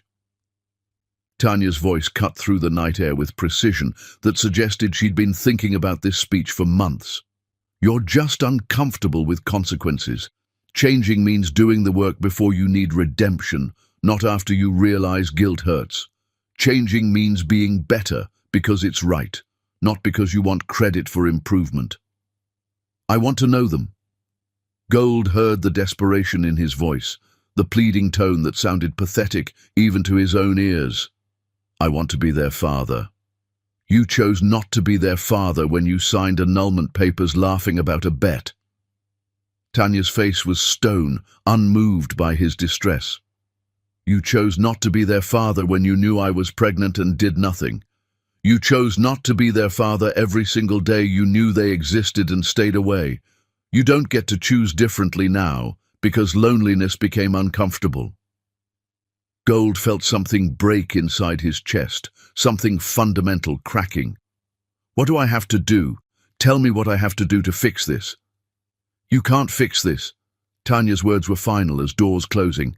"This isn't broken furniture or a business deal. This leaves you damaged. Zephyr and Phoenix are not therapy for your guilt. They're human beings who deserve a father who chose them from the beginning, not someone who showed up late demanding credit for biology." Gold started talking then, words pouring out uncontrolled, explaining how he'd felt watching her nearly die, how he'd thought about her every day since, how he'd been empty before he'd met her and emptier after he'd destroyed her. He explained the bet with the desperation of someone who believed confession absolved sin, who thought admitting awfulness made awfulness forgivable. He said he wished he could undo every moment of that night, wished he'd never made the bet, wished he'd been better from the beginning. Tanya listened to all of it with a face like marble. When Gold finally ran out of words and stood there breathing hard and feeling tears he didn't remember crying on his face, Tanya spoke with a gentleness that felt crueler than anger. "I believe you feel guilty," she said. "I believe you regret what you did. But guilt isn't love. Regret isn't commitment. You're here because you need forgiveness to feel better about yourself. You're not here because you want to know Zephyr and Phoenix as people. You're here because they represent redemption, and you've decided you deserve redemption without earning it." That's not true. But even as Gold said it, he wondered if it was a lie, if his desperation to be a father was really just desperation to prove he wasn't the monster he'd become in his own mind. "I stopped thinking about you months ago," Tanya continued. "You're not a villain in my story anymore. You're an absence. A blank space where a father should be, and that's all you'll ever be because I won't let you use my children to feel better about yourself." Silas put his hand on the door, preparing to close it. Gold looked at him and saw someone who'd won without fighting, who'd claimed his family through the radical act of showing up consistently. "If you marry her, I'll fight it in court. I'll fight the adoption. I'll make sure everyone knows you're trying to steal my sons." "I'm not stealing anything." Silas's voice stayed quiet, certain. "They're already mine in every way that matters. A judge will see that. Everyone will see that. Being a father isn't about biology. It's about being present every day, not when it's convenient, not when you finally realize what you're missing, but every single day from the beginning." Silas closed the door. The lock engaged. Gold stood on the porch, hearing Tanya's voice soothing one of the twins who'd woken up crying, hearing Silas's low murmur joining hers, hearing the sounds of a family functioning without him. He stood there for 10 minutes before stumbling back to his car. He sat in the driver's seat and called a rideshare because even drunk and destroyed, some part of him still functioned enough to avoid killing someone else on the road. He left his car in Harborview and took a car back to the city, arriving at his penthouse at 5 in the morning. He walked through rooms filled with expensive furniture and felt nothing except the crushing emptiness of a life built around acquisition with nothing acquired that mattered. He went to his bathroom and threw up whiskey and shame. He lay on his bed fully clothed and stared at the ceiling until the sun came up. By 9, he was sober enough to call his lawyer. He said he wanted to proceed with the custody case, wanted to file immediately, wanted the most aggressive legal team money could hire. His lawyer asked again if Gold was certain, explained this would be public and ugly, explained Gold's position was weak. Gold said he didn't care. He wanted his day in court. He wanted Tanya forced to acknowledge his existence. He wanted to prove biology mattered more than presence. His lawyer sighed and said he'd prepare the paperwork. Gold hung up and looked around his office at framed photos of properties he owned, at awards for business excellence, at evidence of a life built around winning. He'd won every significant battle he'd fought until this one. He'd believed success was about determination and resources. He'd believed problems dissolved when you threw enough money at them. But this problem wasn't dissolving. It was hardening into something permanent.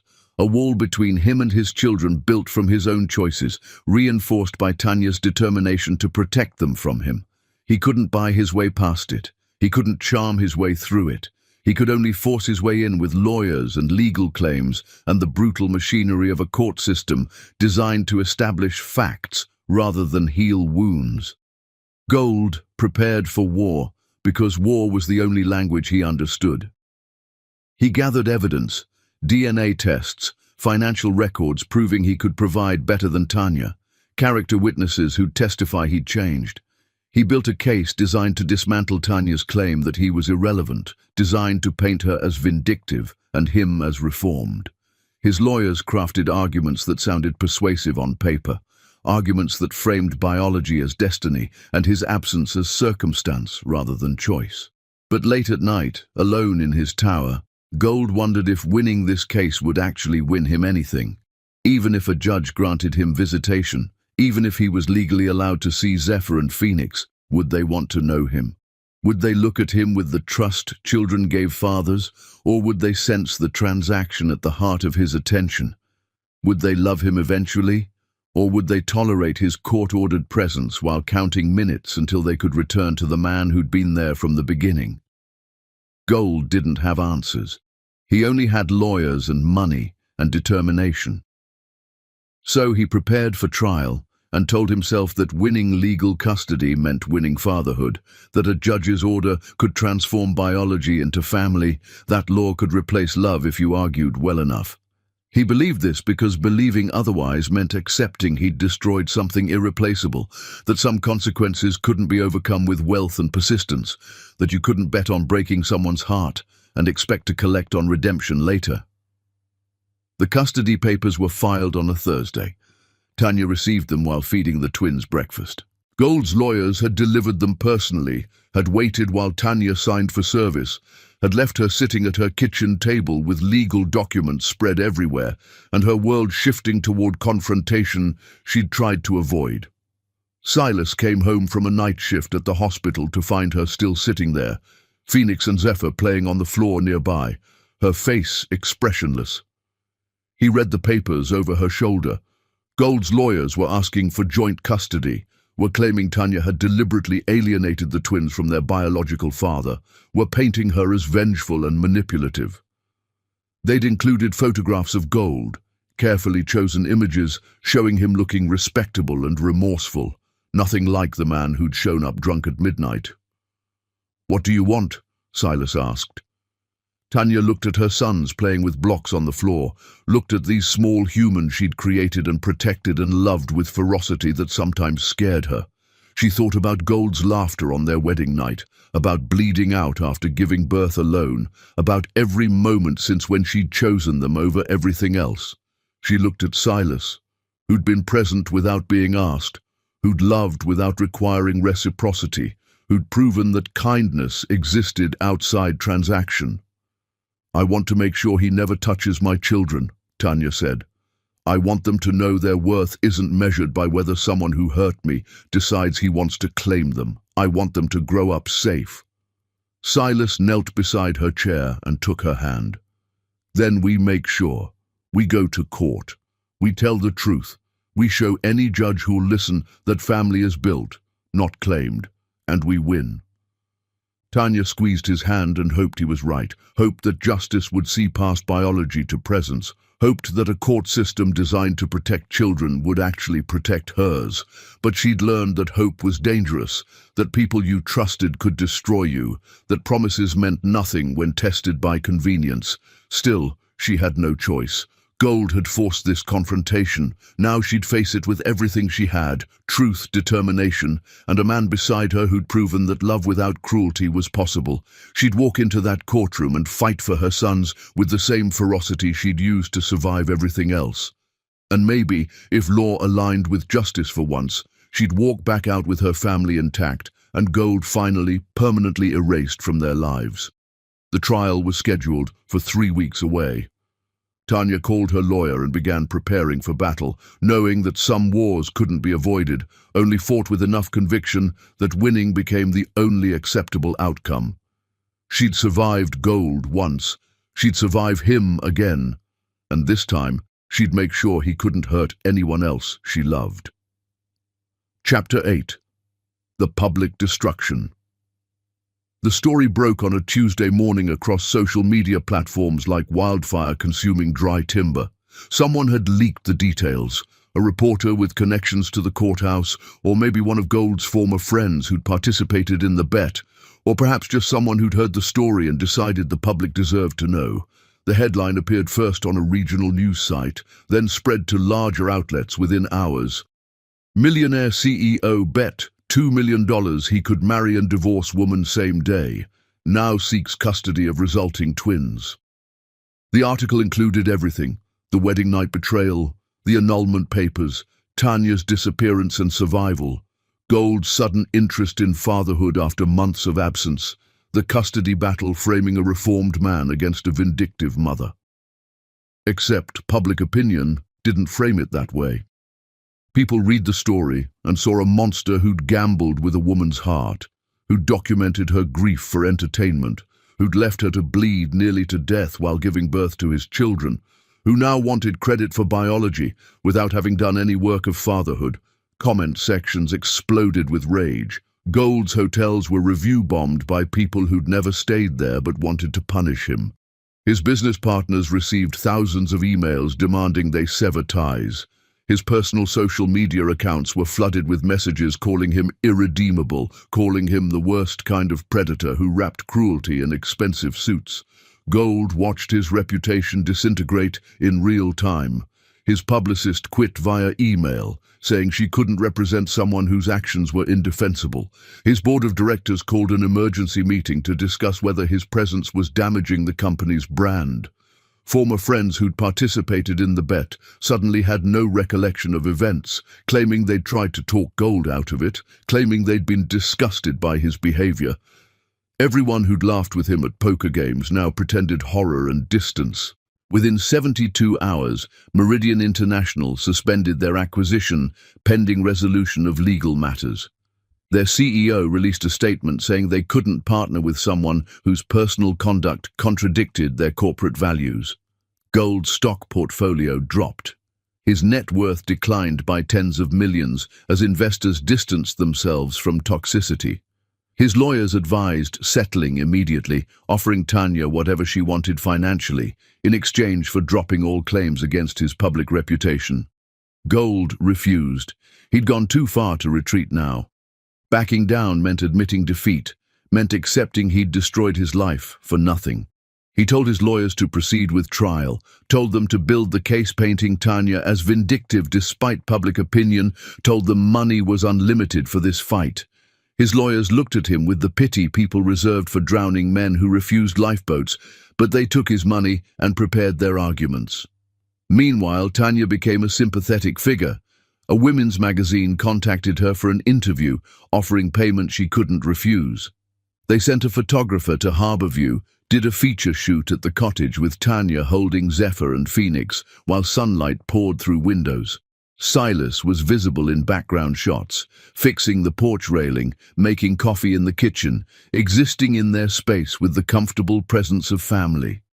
The article detailed Tanya's architectural achievements, her survival after betrayal, her determination to protect her children, her rebuilding of life from ashes. The interviewer asked about gold. Tanya's response became famous, quoted across social media platforms and printed on t-shirts by people who'd never met her. He taught me that some people see love as a transaction. I chose to see my children as a gift I gave myself. The article portrayed her as strong without being vindictive, damaged without being broken, a woman who'd survived cruelty and built something beautiful from wreckage. Comments praised her resilience. Women shared their own stories of betrayal and survival. Tanya became a symbol of refusing to be destroyed by men who thought power meant permission to hurt. Gold read the article 3 times and felt something like vertigo. The woman in those photographs looked nothing like the person he'd married. That Tanya had been soft, eager to please, desperate for connection. This Tanya was steel wrapped in determination, beautiful in ways that had nothing to do with physical appearance and everything to do with strength earned through suffering. Silas appeared in the background of photos like he belonged there, holding Phoenix with the casual competence of someone who'd done it 1,000 times, making Tanya laugh in a captured moment that showed them as a unit functioning with synchronized ease. Gold looked at those photographs and understood he'd created this, not just the betrayal that had forced Tanya to become harder, but the family that had formed in his absence. Silas existed in Gold's place because Gold had abandoned that place. Zephyr and Phoenix smiled at Silas, because Silas had been there to earn their smiles. Tanya had rebuilt herself into someone extraordinary because surviving Gold had required becoming extraordinary. He'd destroyed her, and she'd used the pieces to build something better than what he'd broken. The custody hearing approached with media attention that made privacy impossible. Reporters camped outside the courthouse. News vans parked on Gold Street, filming his penthouse building, interviewing neighbors who claimed they'd always thought he was arrogant. Tanya's cottage in Harborview became a pilgrimage site for supporters who left flowers and notes of encouragement on her porch. She hired security to keep people away, uncomfortable with being transformed into a public figure when she'd only wanted to raise her children in peace. Gold's lawyers advised him repeatedly to settle. They explained his position was worse than weak. It was indefensible in the court of public opinion and questionable in actual court. Biology gave him some claim, but abandonment for months undermined that claim significantly. Tanya's lawyer had character witnesses, had documentation of her sole support, had Silas ready to testify about his role in the twins' lives. Gold's lawyers had DNA tests and arguments that parental alienation was abuse, that Tanya's refusal to include him was vengeful rather than protective. 1 week before trial, Gold met with his legal team in a conference room that felt like a bunker. They laid out the strategy: attack Tanya's character, paint her as someone who weaponized children, argue that biological fathers had rights regardless of past behavior. Gold listened to them explain how they'd cross-examine Tanya, how they'd make her look vindictive, how they'd present Gold as reformed and repentant. He listened and felt sick. "This will destroy her publicly," his lead lawyer said. "We'll have to bring up the pregnancy concealment, make it look deliberate and cruel. We'll have to suggest she's unstable, that her choices were motivated by revenge rather than protection. It's ugly, but it's effective." Gold looked around the table at lawyers who were being paid to dismantle a woman he'd already destroyed once. He thought about Tanya sitting in a hospital bed bleeding while he'd stood in the hallway watching, thought about her raising his children alone while he'd been collecting money from a bet, thought about her becoming someone extraordinary specifically because she'd survived him. He thought about whether winning this case would actually win him anything meaningful, or if it would just prove he could hurt Tanya twice. But his pride wouldn't let him walk away. His ego couldn't accept that Silas had won by default, that biology meant nothing against presence, that you couldn't force your way into family through legal claims. He told his lawyers to proceed. They nodded and continued planning Tanya's professional destruction. The day before trial, Gold sat alone in his penthouse and looked at the city lights spread below him like evidence of his success. He'd built an empire from ambition and ruthlessness. He'd climbed over competitors and obstacles without hesitation. He'd believed winning justified any strategy, that consequences were for people too weak to protect themselves from them. He'd lived by those principles and become wealthy and powerful and completely devastatingly alone. His phone buzzed with a message from his lawyer. "Final chance to settle. After tomorrow, we're committed to war." Gold looked at the message and knew the smart choice was settlement, was offering Tanya enough money that she could rebuild her life somewhere far away from him, was accepting defeat with grace and disappearing from her story entirely. But he'd never been good at accepting defeat. He'd never learned when fighting made things worse.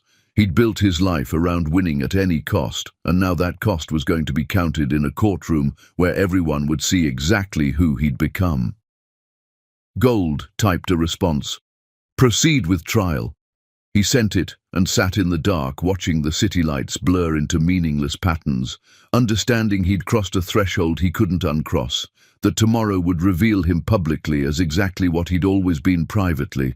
A man who loved winning more than he loved anything else, including the people he claimed to care about. The next morning, Gold put on his most expensive suit and drove to the courthouse where protesters held signs calling him a monster. He walked past cameras and shouted questions, and people who looked at him with the kind of contempt usually reserved for criminals. He entered the courtroom where Tanya sat with her lawyer, where Silas sat in the gallery holding Zephyr while a social worker held Phoenix, where his entire life was about to be examined and judged by strangers who'd already decided he was irredeemable. He sat at the defendant's table and waited for his name to be called, waited for the battle to begin, waited to discover if law cared about biology or presence, if judges ruled based on rights or earned trust, if you could force your way into family, or if family only existed when built deliberately from love and time, and the radical act of showing up. He waited and understood that regardless of what the judge decided, he'd already lost everything that mattered. The question now was whether he'd lose legally too, or if law would grant him a victory that felt hollow because winning through force wasn't really winning at all. The bailiff called the court to order. The judge entered. The trial began. And Goldsmith discovered that some consequences couldn't be avoided through wealth or charm or determination. Some consequences just existed, permanent and devastating. Reminders that actions had weight and choices had costs and cruelty always came back around eventually, dressed in courtroom formality and carrying the power to take away everything you'd decided too late that you wanted. Chapter 9. The Proposal and the Decision. Silas Hartwell proposed to Tanya Finch on a Wednesday evening while washing dishes in her small kitchen, the twins finally asleep after an exhausting day. There had been no planning, no grand gesture, no dramatic setup. Just Silas drying a plate and looking at Tanya, scrubbing a pot with mechanical exhaustion, her face drawn from too many sleepless nights preparing for trial, her hands trembling slightly from stress that had nowhere to go except into her body. He'd been thinking about the proposal for weeks, had bought the ring a month ago and kept it in his pocket, waiting for the right moment. Then he'd realized there would never be a perfect moment, that waiting for ideal circumstances meant never acting, that love didn't require perfect timing, it just required honesty. "Marry me," he'd said, setting down the dish towel and pulling the small box from his pocket. "I love you. I love them. Let me be your family officially." Tanya had stared at the ring like it was something from another planet. Something that didn't belong in her kitchen with its chipped counters and second-hand appliances. Her hands had gone still in the soapy water. She'd looked at the ring, then at Silas, then back at the ring, and then she'd started crying, not delicate tears but the kind of sobbing that came from somewhere deep and broken, the kind that suggested she'd been holding herself together through pure will, and the will had finally cracked. Silas had put the ring on the counter and held her while she fell apart. She'd pressed her face into his chest and cried like she hadn't cried since the wedding night, like all the tears she'd saved for 9 months were escaping at once. He'd held her and said nothing because there was nothing to say. Sometimes people needed to break before they could rebuild, needed to release what they'd been carrying before they could accept something new. When she'd finally stopped, When she'd pulled back and wiped her face with embarrassment that came from letting someone see complete vulnerability, Tanya had picked up the ring box and held it without opening it. "I don't know if I can do this," she'd whispered. "I don't know if I can trust this." "You don't have to decide tonight," Silas had said. "Take the time you need. I'll be here tomorrow, and the day after, and every day following. I'm not going anywhere, regardless of your answer." Tanya had taken the ring and gone to bed without saying yes or no, leaving Silas in the kitchen wondering if he'd made a mistake, if proposing now had been pressure she didn't need when she was already drowning in legal battles. He'd gone back to his own cottage and lain awake thinking about Grace, silently asking his dead wife if this was okay, if moving forward meant leaving her behind. He'd gotten no answer because dead people didn't answer questions, but he'd felt something like peace, like permission to keep living even when living meant loving someone else. Over the next days, Silas watched Tanya test him in small ways, being difficult when she was usually accommodating, pulling back when she was usually open, saying things designed to provoke reaction. He recognized the pattern. She was checking if he'd stay when she wasn't easy, if his presence was conditional on her being grateful and manageable. He'd responded by staying exactly the same, patient, present, unwavering. He'd told her when she was being unfair, but he'd told her gently, and he hadn't left. He'd proven that his love wasn't transactional, that she could be difficult and human and scared without losing him. 3 days before the custody trial, Tanya had knocked on his door before sunrise. She'd been holding both twins, wearing pajamas and a jacket, her hair uncombed. She'd looked at him with eyes that were terrified and determined simultaneously. "I'm scared," she'd said. "I don't know if I can trust this, but I want to try." She'd handed him the ring box still unopened and said, "Ask me again when I'm not crying and exhausted." Silas had taken the box and asked her right there in his doorway at dawn, with babies between them and their breath visible in morning cold. "Tanya Finch, will you marry me?" "Yes," she'd said. And the word had sounded like a door opening instead of closing, like the beginning of something rather than the end. They'd gone inside and made breakfast together with Zephyr in a high chair and Phoenix in a bouncer, moving around each other with practiced ease that came from months of shared domesticity. They'd eaten eggs and toast while the twins babbled and threw food, and it had felt more real than any grand romantic gesture could have felt. Just two damaged people choosing each other deliberately, choosing to build family from intention, rather than waiting for it to arrive perfectly formed. They'd set the wedding date for the week after trial, regardless of outcome. Small ceremony at a chapel by the ocean. Just them and the twins, and a handful of Silas's colleagues who'd become friends. Tanya had started designing her dress that afternoon, sketching in her architecture notebook between trial preparation notes, creating something simple that wouldn't feel like mockery of the wedding dress that had become costume for cruelty. Silas had filed adoption paperwork that would be finalized after marriage, establishing legal parenthood that would protect the twins if anything happened to Tanya, creating family through choice and documentation rather than just biology. Jennifer Moss, Tanya's lawyer, had been pleased when Tanya told her about the engagement. She'd explained that having Silas as a legal step-parent would strengthen their case dramatically, would show the judge that the twins had a stable two-parent home, would demonstrate that gold was unnecessary rather than essential. She'd filed motions updating their case to include Silas's pending adoption, had gathered character references from his colleagues about his presence in the twins' lives, had built a narrative about earned fatherhood versus biological claims. But the engagement also made Gold desperate. When his lawyers informed him that Tanya was planning to marry Silas and allow adoption, Gold had responded with fury that made his legal team nervous. He'd demanded they find ways to block the adoption, to argue that step-parent adoption was parental alienation, to make the case that Tanya was trying to erase him systematically. His lawyers had explained that judges generally favored stable two-parent homes, that blocking an adoption would make Gold look possessive rather than caring, that fighting this would damage his case more than help it.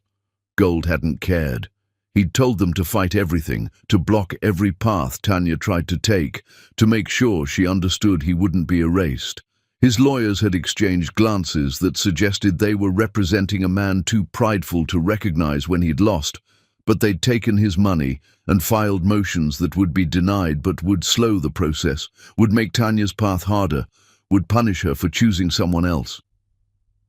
The night before trial, Gold had shown up at Tanya's cottage one final time. Tanya had been inside with Silas, both of them going over testimony notes while the twins slept. They'd heard the car pull up, had seen Gold through the window, standing at the edge of her property like he was afraid to come closer. Silas had wanted to call the police, but Tanya had stopped him. She'd gone outside alone to face Gold one last time before facing him in court. They'd stood in her front yard under stars, far enough from the cottage that Silas couldn't hear them, close enough that he could see them through the window. Gold had looked terrible, expensive suit wrinkled, hair disheveled, face haggard from too many sleepless nights. He'd stared at Tanya for a long moment before speaking. "If you marry him and let him adopt them, I'll never stop fighting," Gold had said. "I'll appeal every decision. I'll make your life hell for years. I'll use every resource I have to make sure you never know peace." Tanya had looked at him without expression. "You've already made my life hell. You did that the night you laughed while I signed divorce papers. Everything since has just been me surviving what you started. You can't threaten me with more of what I've already endured. Those are my sons." Gold's voice had cracked on the words. "My blood, my biology. You can't just erase me." "I'm not erasing you," Tanya had said. "You were never written into their story to begin with. Biology isn't fatherhood. Showing up when it's convenient isn't parenting. You're a stranger who shares their DNA. Silas is their father because he chose them every single day. That's the difference you'll never understand." Gold had stood there breathing hard, looking like a man watching everything he'd decided too late he wanted slip through his fingers. "I made a mistake, one mistake. How long do I have to pay for it?" "You didn't make one mistake," Tanya had said, her voice gentle in a way that felt crueler than anger. "You made 1,000 small choices that led to one catastrophic moment. You chose to make a bet. You chose to pursue me specifically because you thought I was vulnerable. You chose to learn my pain and use it to manipulate me. You chose to laugh when I signed papers that broke my heart. Every one of those was a separate decision. And then you made 1,000 more choices to stay away after you knew about the pregnancy. You don't get to reduce all of that to one mistake and claim you've paid enough." She turned and walked back toward the cottage, where Silas stood in the doorway with light behind him, where her children slept in cribs they'd outgrow soon, where her life existed complete without Gold in it. She'd paused at the porch steps and looked back at him one final time. "I hope you find peace," she'd said. "I hope you learn to live with what you did, but you'll do it without us. We're done being your redemption project." She'd gone inside and locked the door. Gold had stood in her yard for 30 minutes before getting in his car and driving away. Tanya had watched him leave from the window, Silas's arms around her waist, and felt something like relief. Tomorrow in court, she'd tell the truth. Tomorrow, a judge would decide if biology mattered more than presence. Tomorrow, she'd fight for her children with everything she had. Tonight, she just stood in her small cottage with the man who'd chosen her when she was difficult and broken, with her sons sleeping peacefully in the next room, with her life built deliberately from wreckage into something beautiful. She thought about the woman she'd been on her first wedding night, naive, trusting, desperate to be loved.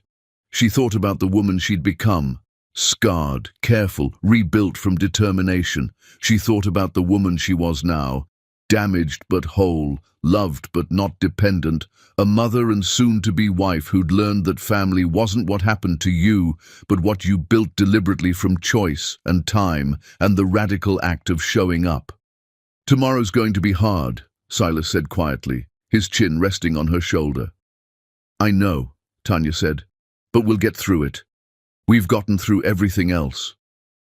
She turned in his arms and kissed him, And it felt nothing like kissing Gold had felt. No performance, no calculation, just two people who'd chosen each other despite every reason not to trust again.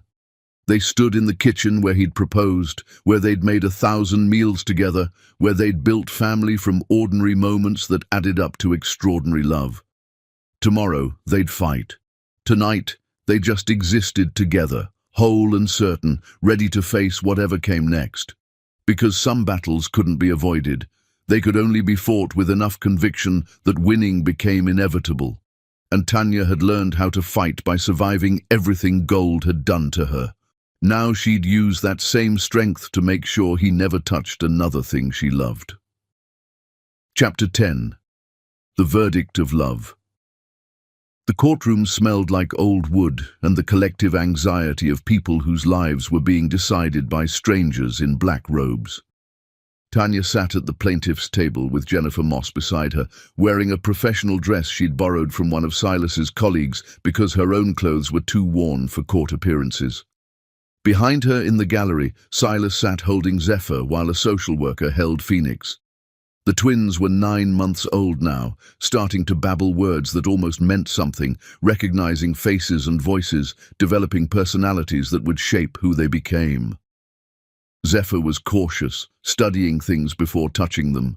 Phoenix was bold, grabbing everything within reach. They were beautiful and perfect, and they were hers in ways that transcended biology. Gold sat across the aisle at the defendant's table, surrounded by 3 lawyers who'd been paid enormous amounts to present him as reformed and deserving.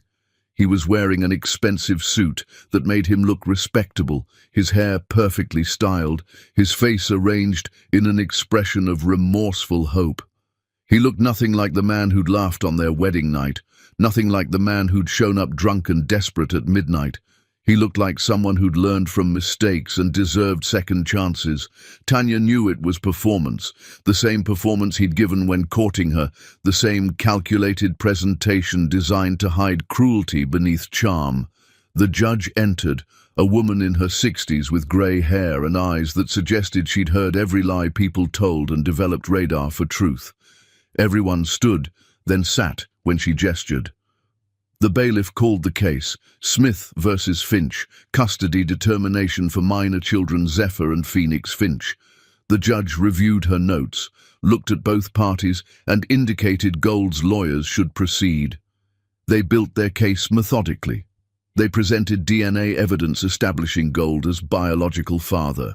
They presented financial records showing he could provide better than Tanya, bigger house, better schools, trust funds that would guarantee the twins' futures.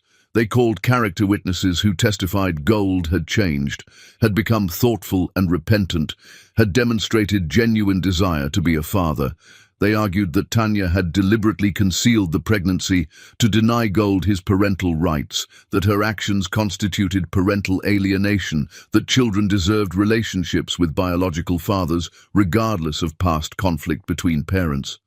Gold took the stand. His lawyers had coached him well. He spoke about seeing Tanya in the hospital bed, about the moment that had changed him, about realizing he'd made a terrible mistake and wanting to make amends. He admitted the wedding night bet with carefully rehearsed remorse, framing it as youthful arrogance he'd outgrown. He talked about wanting to know his sons, about having capacity to provide them opportunities Tanya couldn't match, about believing children needed fathers. He cried, actual tears that might have been genuine or might have been performance art, impossible to distinguish. Tanya watched him testify and felt nothing. No anger, no satisfaction at seeing him struggle, just the neutral observation of someone who'd moved past caring. He was performing again, trying to win through emotion and presentation, believing tears brought forgiveness. But this wasn't a game he could win through charm. This was about truth, about presence, about who'd been there when presence mattered. Then Jennifer called Tanya's witnesses. First was Silas. He took the stand wearing a suit he clearly didn't wear often, looking uncomfortable in formal clothes but steady in purpose. Jennifer asked him to describe his relationship with the twins. Silas spoke quietly about meeting Tanya when she was drowning, about hearing babies cry through walls and deciding to help, about watching Zephyr and Phoenix grow from newborns to infants who recognized his face and reached for his arms. "Do you love these children?" Jennifer asked. Silas looked at Zephyr and Phoenix in the gallery, his face transforming with uncomplicated affection. "They're my sons in every way that matters. I've been there for every milestone. First smiles, first laughs, first time they rolled over. I know Phoenix prefers being held horizontally, and Zephyr likes vertical. I know Zephyr studies things carefully before touching them, and Phoenix grabs everything immediately. I know they both calm down when you sing to them, that they like the same bedtime story read the same way every night, that they're developing different personalities that will make them remarkable people. I know these things because I've been present, because I showed up every single day, not when it was convenient, but when they needed me." "And do you intend to continue being present?" Jennifer asked. "I've filed adoption papers," Silas said. "The day after Tanya and I marry, I'll legally become their father, but legally doesn't matter as much as actually. I'll be their father because I'll keep showing up, because being a parent isn't about biology or legal documents. It's about being present every day, making them breakfast, changing diapers at 3 in the morning, teaching them to be kind. That's fatherhood, not showing up a year later demanding credit for genetics." Gold's lawyers cross-examined, trying to suggest Silas was replacement rather than genuine, trying to paint his presence as convenience rather than commitment. Silas answered every question with calm certainty, never becoming defensive, never claiming to be perfect, just present, consistently and deliberately, in ways that made him irreplaceable. Then Jennifer called Tanya. She walked to the stand, feeling every eye in the courtroom on her, feeling the weight of this moment that would determine her children's futures. She placed her hand on the Bible and swore to tell the truth, then sat and looked at Jennifer with determination that came from surviving everything else. Jennifer walked her through the timeline. Meeting Gold, the whirlwind courtship, the wedding night betrayal. Tanya spoke clearly, factually, no embellishment or drama. She described Gold explaining the bet, his laughter, the annulment papers signed while she still wore her dress. She described discovering she was pregnant, making the decision to disappear, building a life alone. She described going into labor with no one present, nearly dying while giving birth, recovering while caring for newborn twins with no support. "Why didn't you tell Mr. Smith about the pregnancy?" Jennifer asked. "Because he'd made it clear that our relationship was entertainment, that I was a character in a story he was telling for money and laughs," Tanya said. "I couldn't trust him with something as important as children. I chose to protect them from cruelty I'd already experienced. I chose them over any obligation to a man who'd chosen a bet over me." "Do you believe Mr. Smith has changed?" Jennifer asked. Tanya looked at Gold directly for the first time during trial.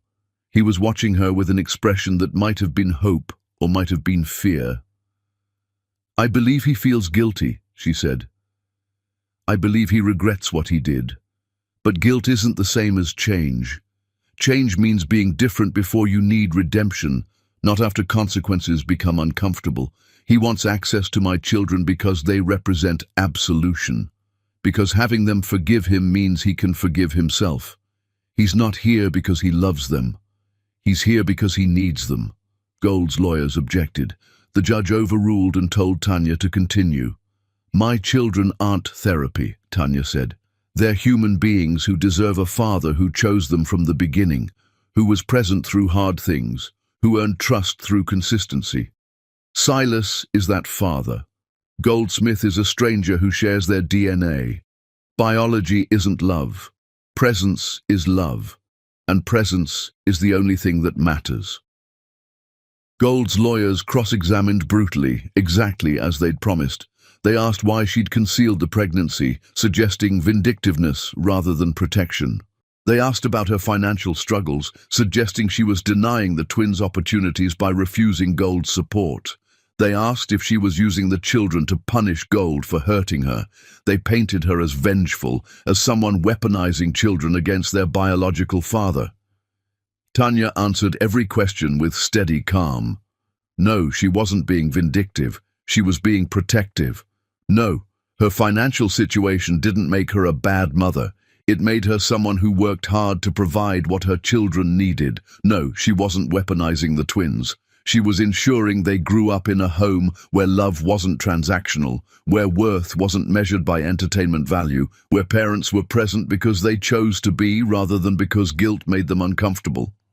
When the lawyers finally finished, when they'd exhausted their attempts to make her look unstable or cruel, Tanya stepped down from the witness stand feeling exhausted but certain. She'd told the truth. She'd presented her case. The rest was up to the judge. The judge took a week to deliberate. During that week, Tanya and Silas prepared for their wedding, setting up a small ceremony at a chapel by the ocean, arranging flowers and simple decorations, writing vows that felt true rather than traditional. They didn't discuss the trial. They didn't speculate about outcomes. They just moved forward with their lives, building family deliberately while waiting for law to catch up with what they already knew, that they belonged together, that the twins were Silas's sons regardless of what any document said. That love was built through time and choice, rather than claimed through biology and legal arguments. The verdict came down on a Friday morning. Everyone returned to the courtroom. Tanya and Silas, Gold and his lawyers, reporters in the gallery, social workers holding twins who didn't understand they were at the center of something momentous. The judge entered, and everyone stood, then sat when gestured. The judge looked at her notes, then at the parties involved, then began speaking. She addressed Gold first, acknowledging his biological connection to the twins, acknowledging his expressed desire to be a father. But then she detailed his choices: the wedding night bet, the annulment, the months of absence after learning about the pregnancy, the decision to file for custody only after seeing Tanya with the twins, rather than seeking them out immediately. She noted that Gold's actions demonstrated a pattern of self-interest rather than child-centered concern, that his timing suggested guilt rather than genuine paternal instinct. Then she addressed Tanya. She acknowledged the difficulty of single parenthood, the strength required to survive betrayal while pregnant, the commitment demonstrated by choosing children over convenience.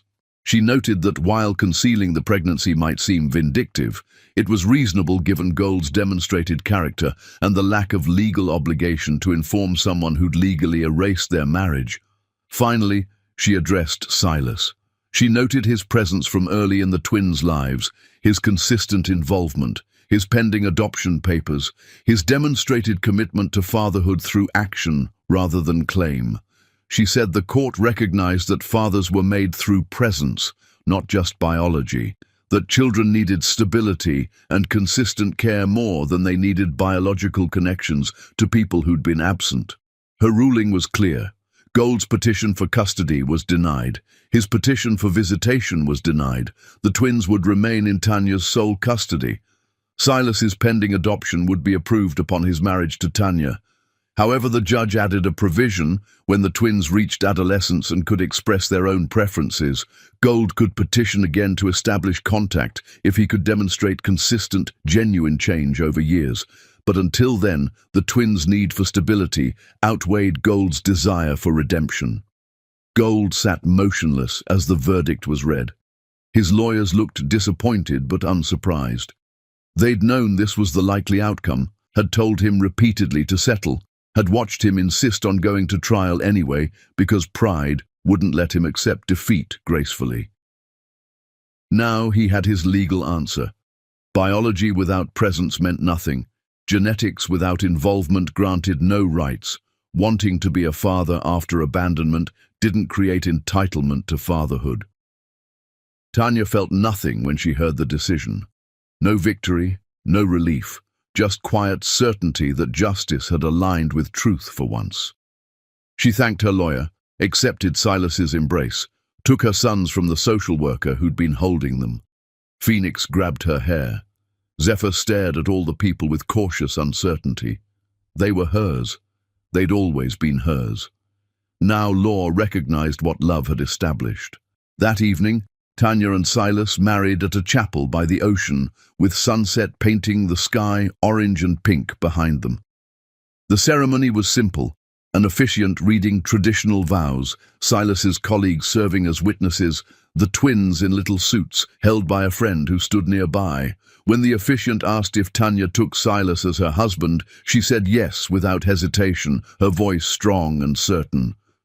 When Silas kissed her, Phoenix started babbling and Zephyr joined in, and everyone laughed at the twins' commentary on their parents' marriage. After the ceremony, they stood on the beach, Tanya in her simple dress, Silas in his suit, both holding babies who were getting too big to be called babies much longer. A photographer captured the moment, and Tanya thought about contrasts.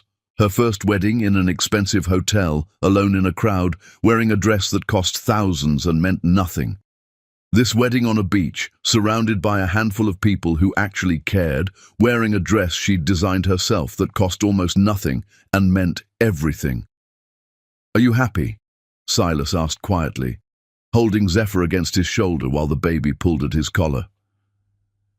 "I didn't think I'd ever be happy again," Tanya said honestly.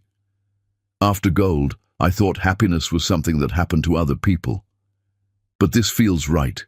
It feels real. It feels like something I built rather than something that happened to me."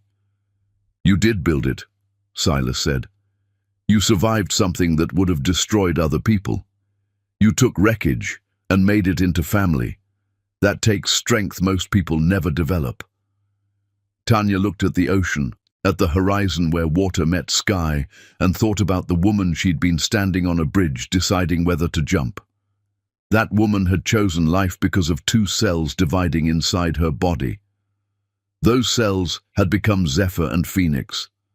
Those twins had forced her to keep living when living seemed impossible.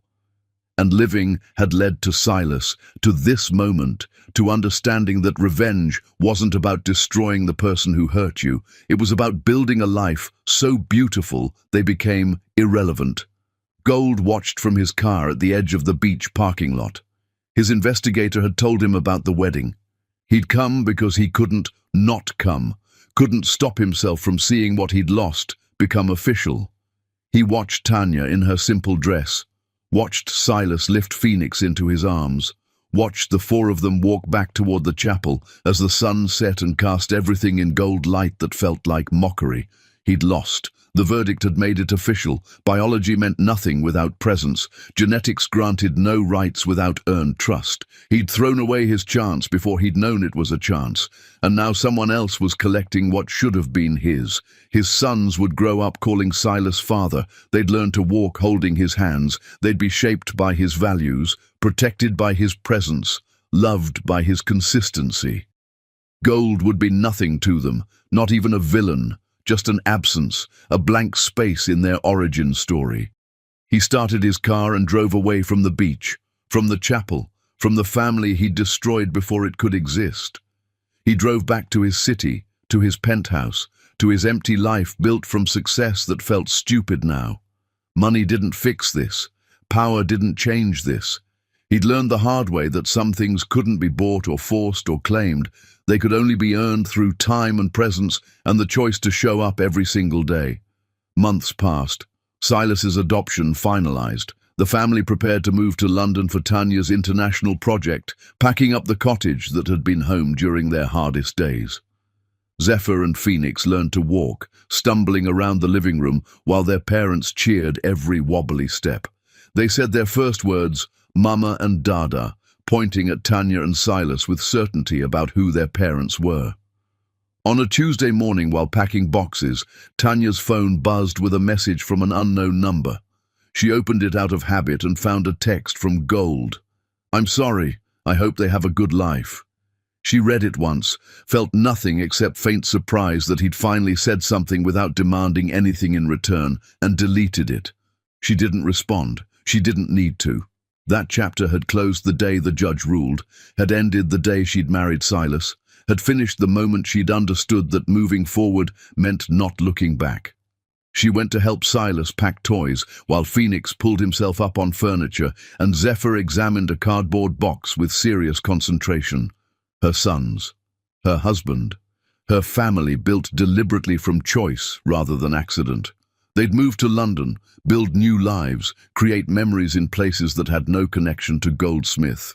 They'd be happy not because they'd destroyed him, but because they'd made him irrelevant through the simple act of building something beautiful he'd never touch.